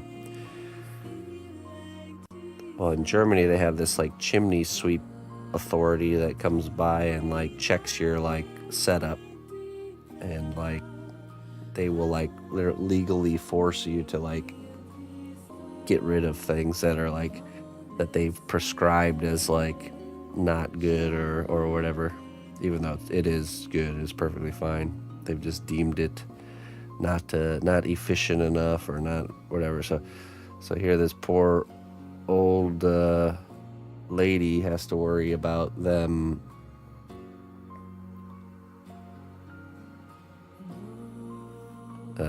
you know, making her spend a bunch of money that she doesn't have to get a new wood burning stove, even though the one she has works just fine.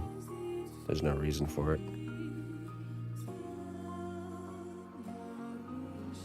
It's that kind of stuff that I just like, okay, all right.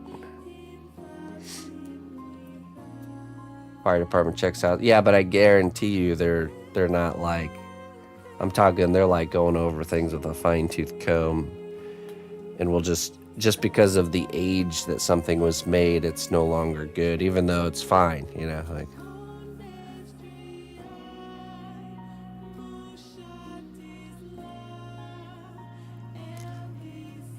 I got a friend in German fire department. He told me once that they can't use a brand new fire truck. The reason is it got wrong reflectors and don't have the correct seal. Yeah, see.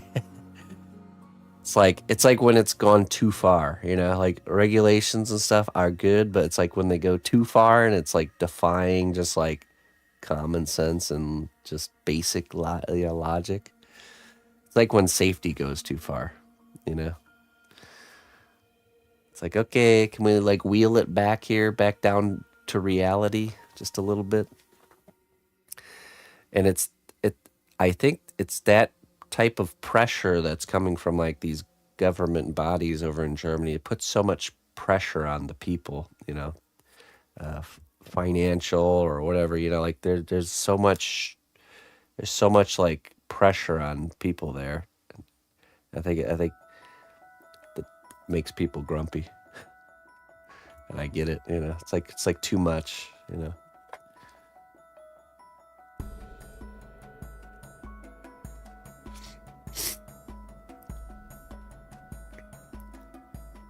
at work, we now have to fill out a ladder inspection before each use. Yeah. Wow.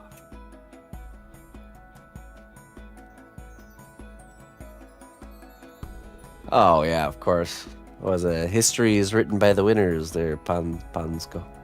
Pan Chapo.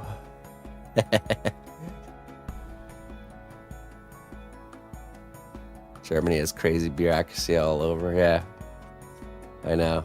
That's the part that would actually, it might even make it so my way of life that I live here in America, I can't even do there.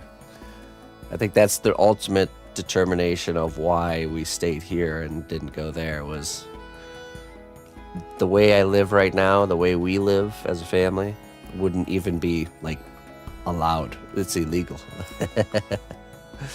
So it wouldn't work. Too many regulations. So I'll just visit.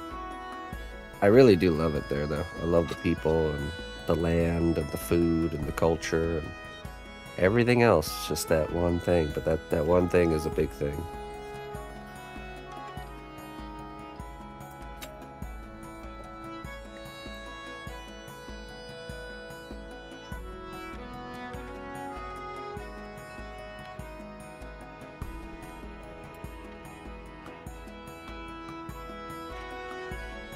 I'm afraid if I go over the big ocean, I won't come back. Why? Because you like it so much? Oh, you'll come back. You'll come back.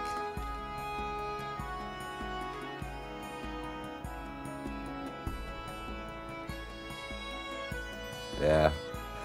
Well, there is a lot of that regulation that I do like, you know, like the way they do the garbage and recycling and stuff over there, and the way the food is, that you can go into the grocery store and you can grab most things have just, it's just all good ingredients, you know, like in America, I think people that don't live here don't really realize. I think the people that live here and the people that don't live here, neither of them really fully realize and grasp how bad it actually is, you know, till you start really looking into this stuff.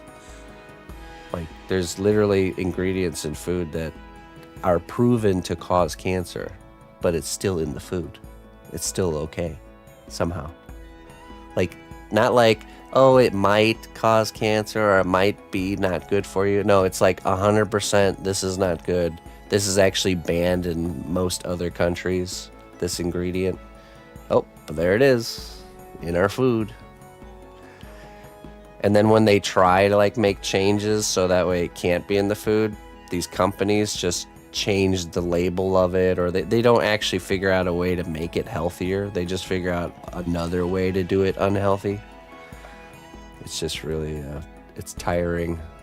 Like, you know, I'm very aware of that stuff, and we try to keep away from it as best we can, but it's just, it's so hard. It's everywhere, you know. Like you end up cutting everything except whole ingredients, and then you got so much issues with the whole ingredients having stuff added and processes done, and it's exhaustive. So it's so nice to go to, like, when I go to Germany and I go to the grocery store, and it's just like, you know, like, oh man, I could just grab things, and it's gonna be a million times better than American stuff. So, hey, what's up, Vors? How you doing? So if I bring a couple cases of Mountain Dew over the border, I'd be arrested. It's illegal to be sold there, Looney Lorna. So yeah, if you brought it there and then tried selling it, yes, you would get in trouble.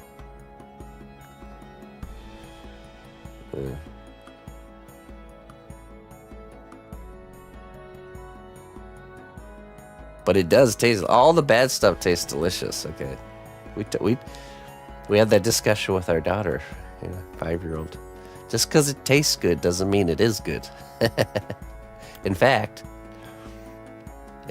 most of those bad foods are designed to taste even better than anything you've ever tasted before, and to make you crave that again, to make you addicted to it somehow. So, the red dye, yeah.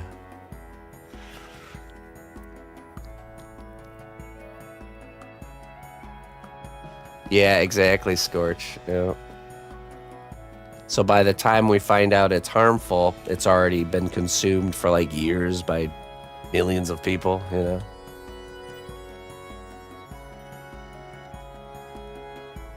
Yeah, well, okay.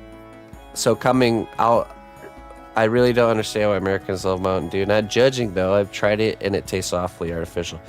Exactly. That's just how the human taste buds work. The more you're like eating this stuff, it's like your tolerances go up to the point where like things that used to be sweet aren't sweet anymore and you need more sweetness to like hit that new bar, you know?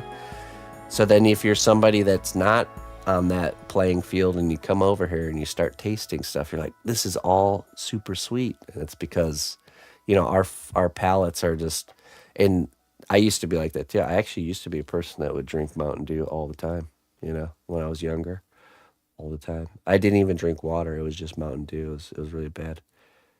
But, eventually I woke up to the fact that that's not very good and made a lot of life changes. And then when I had gotten away from it and you fast from sugar, it resets your kind of like the way you taste things. It totally resets.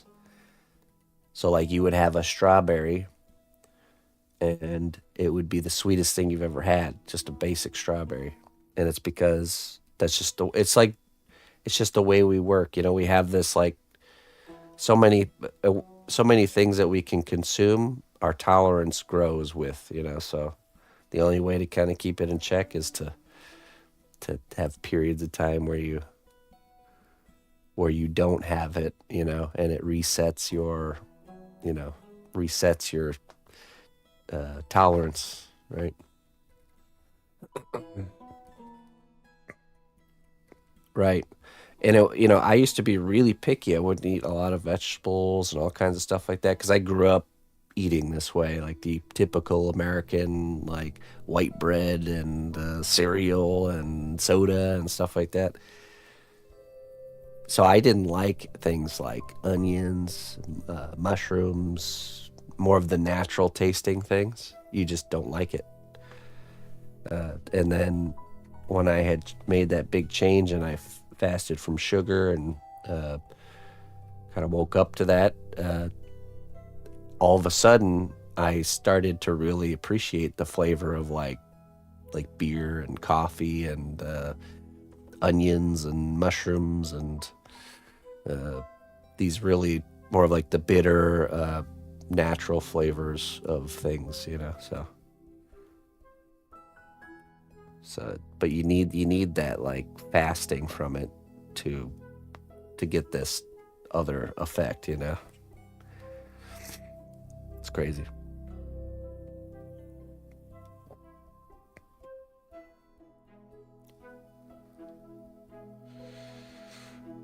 2 liters, yeah. Yeah.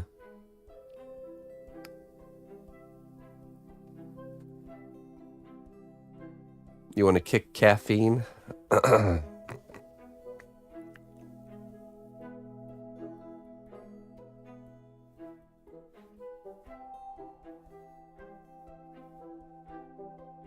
Immunity to sugar, huh?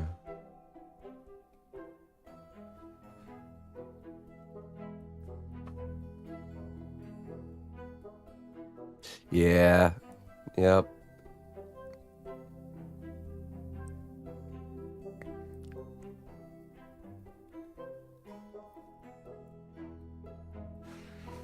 Yeah, I had a phase where I was drinking energy drinks and stuff too, man. It's so not good. I've been through the I've been on the total other opposite side of the fence when I was younger, so I know how it is. And it's a tough thing to break away from, really is. Because we're so surrounded by it. Just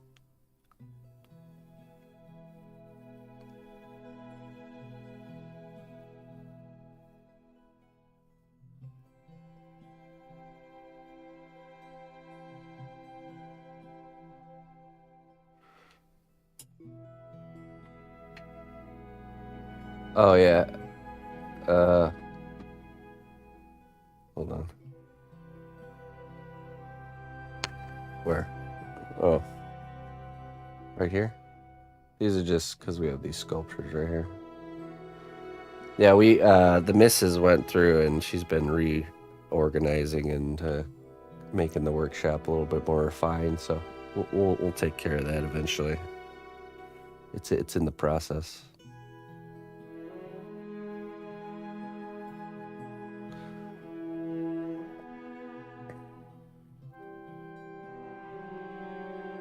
Only a Sith would deal in extremes.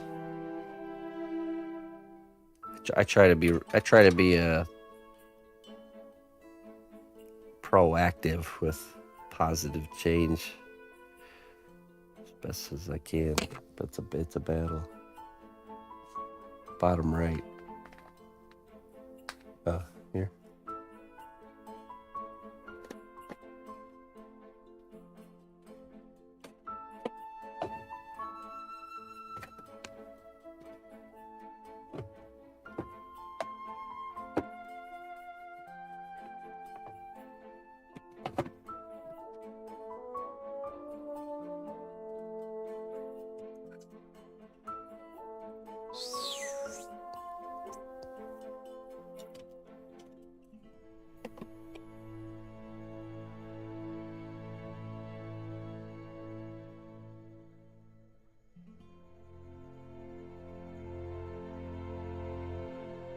Okay.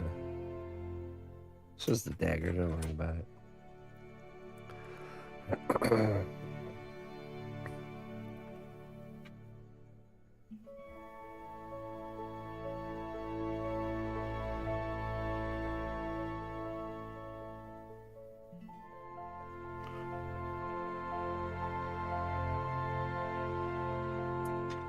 Alright, let's bake this.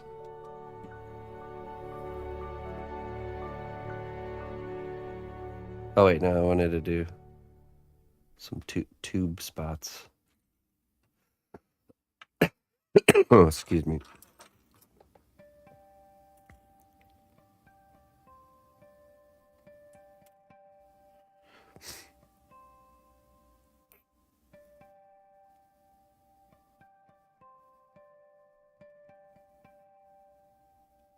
Maybe.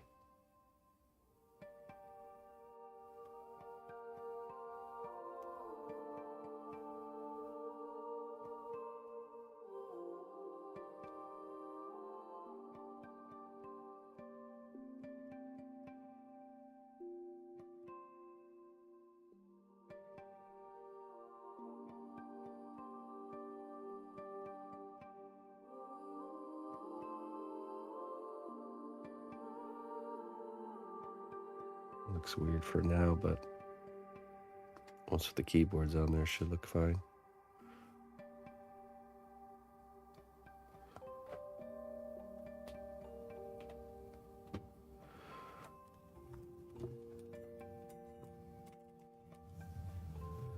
All right, go get this in the oven, and we'll grab the part out of the oven, and we'll work on more of the robot.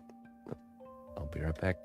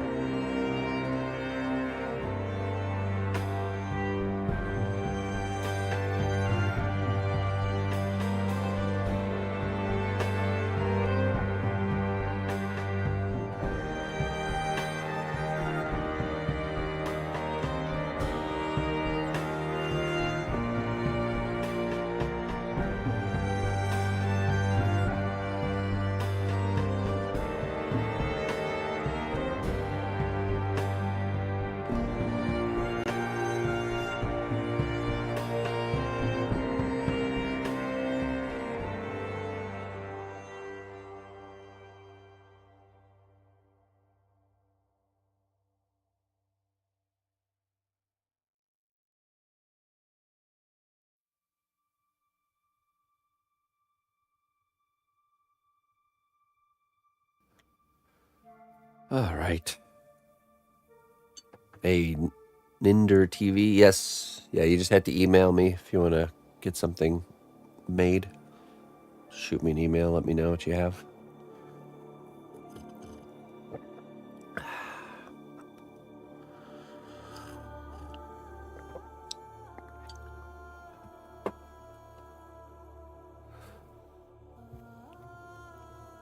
Working on a birthday gift for your sister. She's a WoW fan, and I made her some cosplay knife with custom loot box with some loot in it. Oh, nice. That's cool.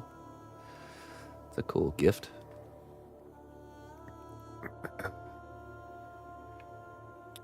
Okay, so I think we'll start sculpting the other foot now.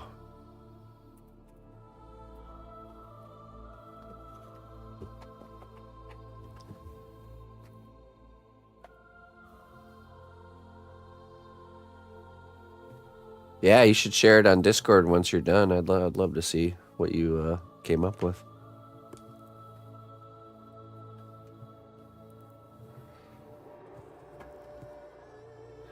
There you go.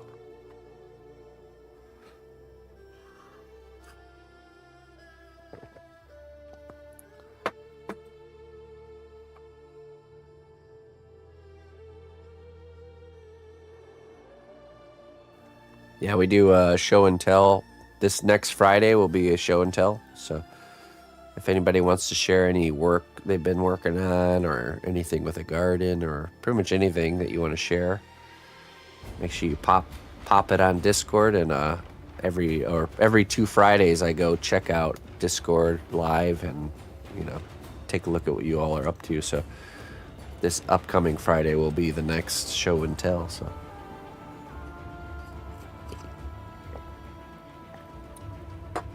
Benny V. Hey, I'm doing good. How are you, my friend?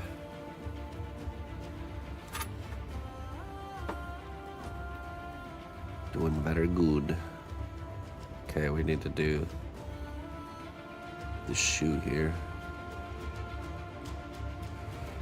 Time for the shoe number 2.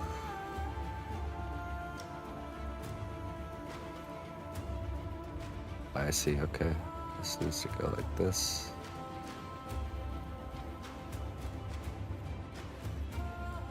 Down to the bottom.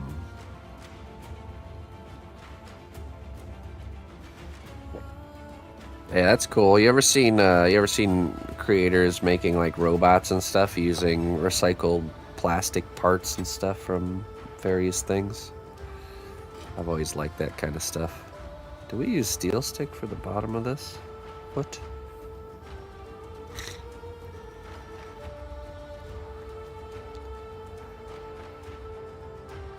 I feel like we might. Let's do that. I know it'll be much easier.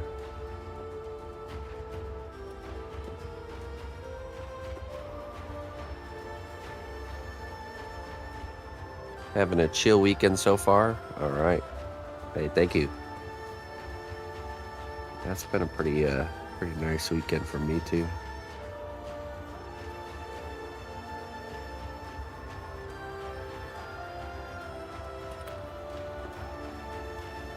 Studson.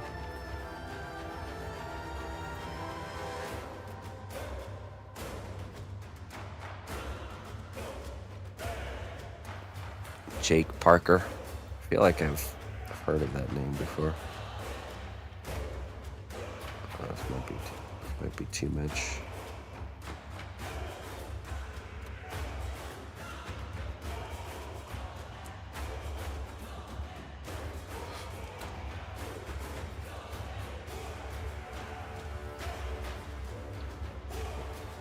Studson, yeah, that one was the one that did the Howl's Moving Castle one.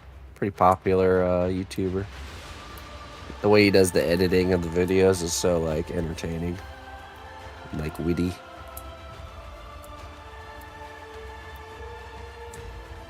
Oh, that is him. Okay, yeah. Really great stuff. That's something to really realize is how hard it is to do that, you know, to not just the creating of the thing that he's making, but like the way he shoots the video. The amount of work he puts into a video like that is insane. So I can always appreciate that.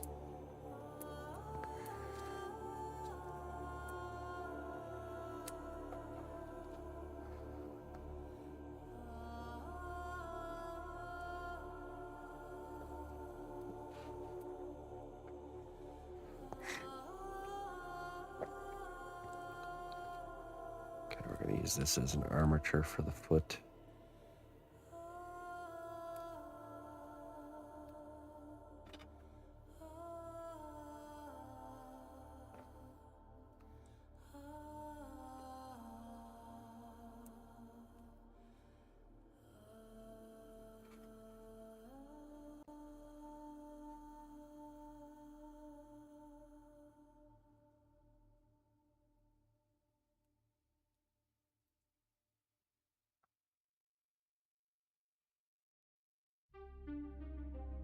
Wait for that to harden so we can really form it.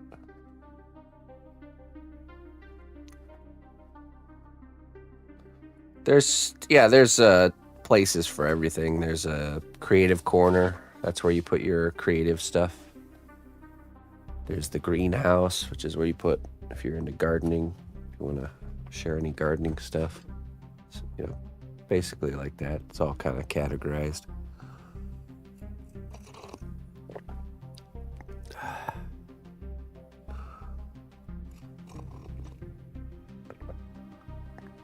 Oh yeah, I want to know too. So when you join the Discord, excuse me, are you guys able to see the troll head gallery in the list?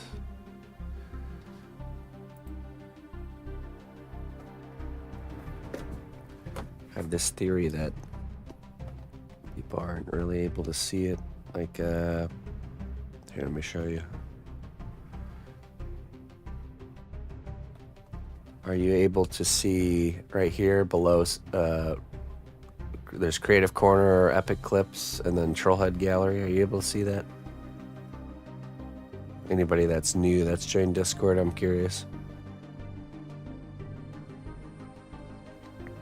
You can? Okay, PB can.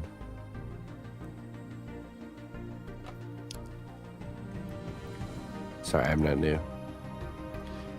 Yeah, I mean, I don't know if it matters if you're new. I'm just curious when you add new channels if it's actually showing up for people, or do they have to click on it in the channel enroll section? This last Friday's Trollheads really turned out really good. I was super happy with the turnout. This is something new we're doing every Friday, where you guys can come in and commission a head to be sculpted and give me whatever theme or challenge or word description to create. So, oh.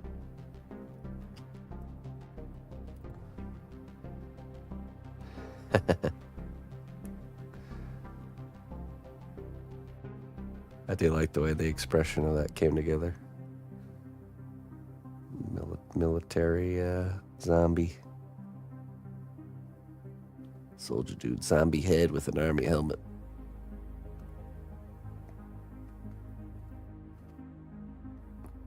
Turned out good. Sinister pumpkin head, Halloween themed.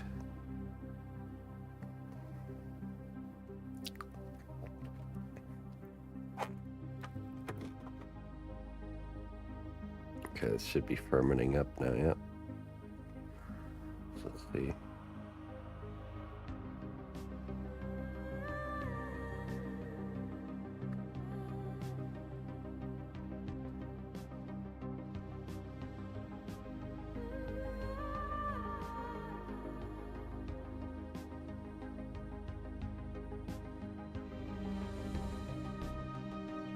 Not quite hardened yet.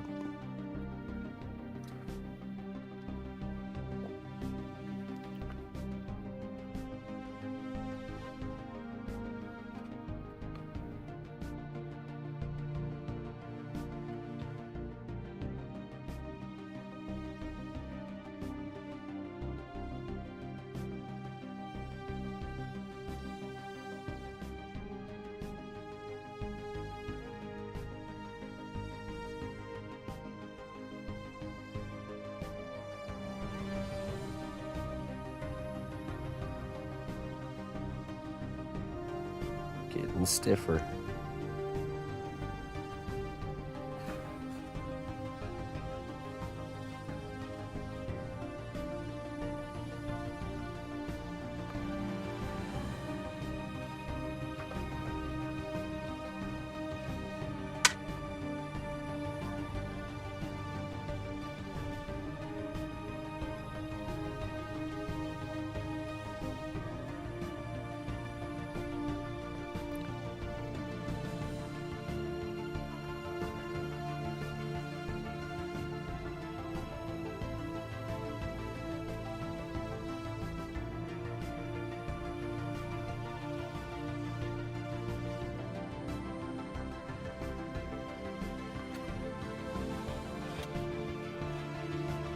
Pretty much hardened. That's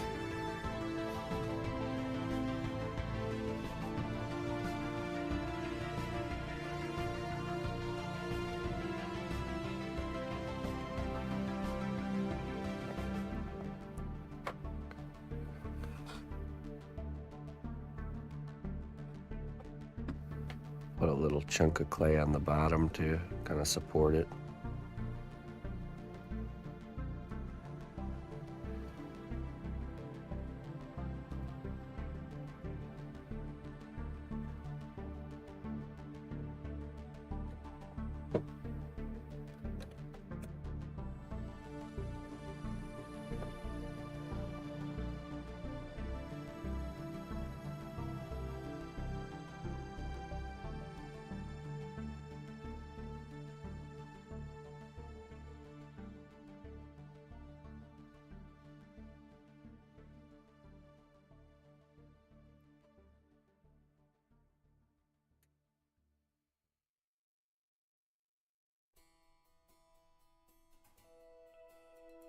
Get a foundation piece here.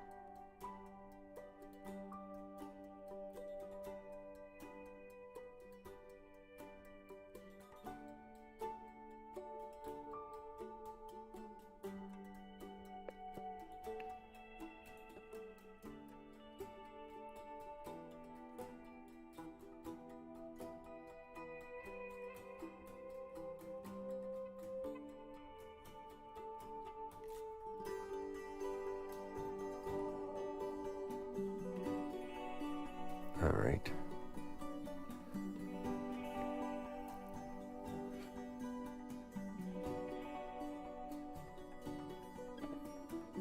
Try to get the same shape going.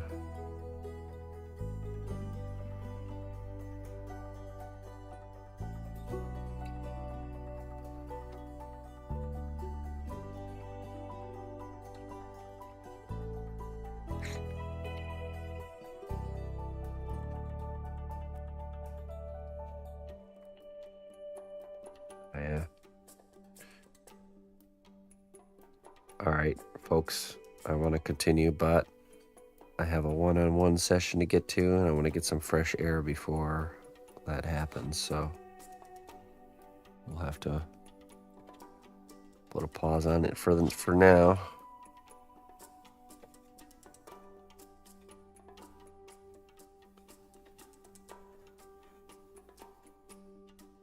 Yeah, and I mean that comes with experience, Lindy Lorna, because it's never perfectly the same. There's a margin you're trying to get to where it looks the same, close enough, you know. And it'll never be perfectly the same unless you duplicate it or measure it very meticulously or something. But yeah, and that's just a practice thing, the ability to see something, a shape of something and the size, and then create it very close, you know. So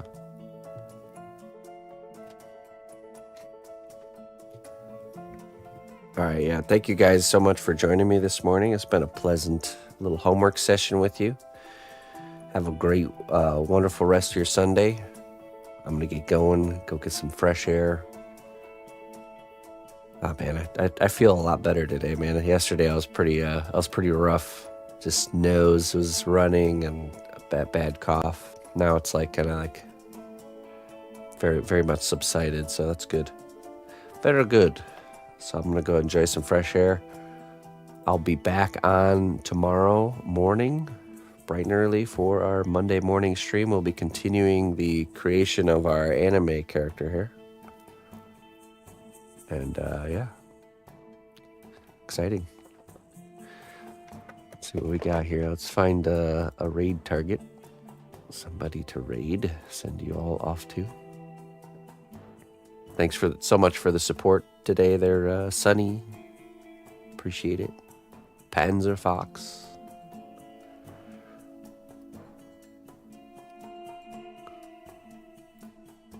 Let's see what we got here. Frost. Mr. Frost.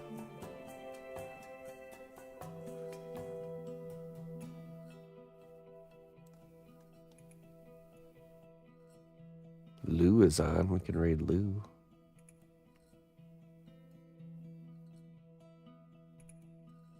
Oh, yeah, some good raid targets. Hey, you know, let's go raid Lou. Go see what Lou's up to. Clay sculpting and sketching. All right. Let's go raid Lou. There we go. Till next time, friends. Bye-bye.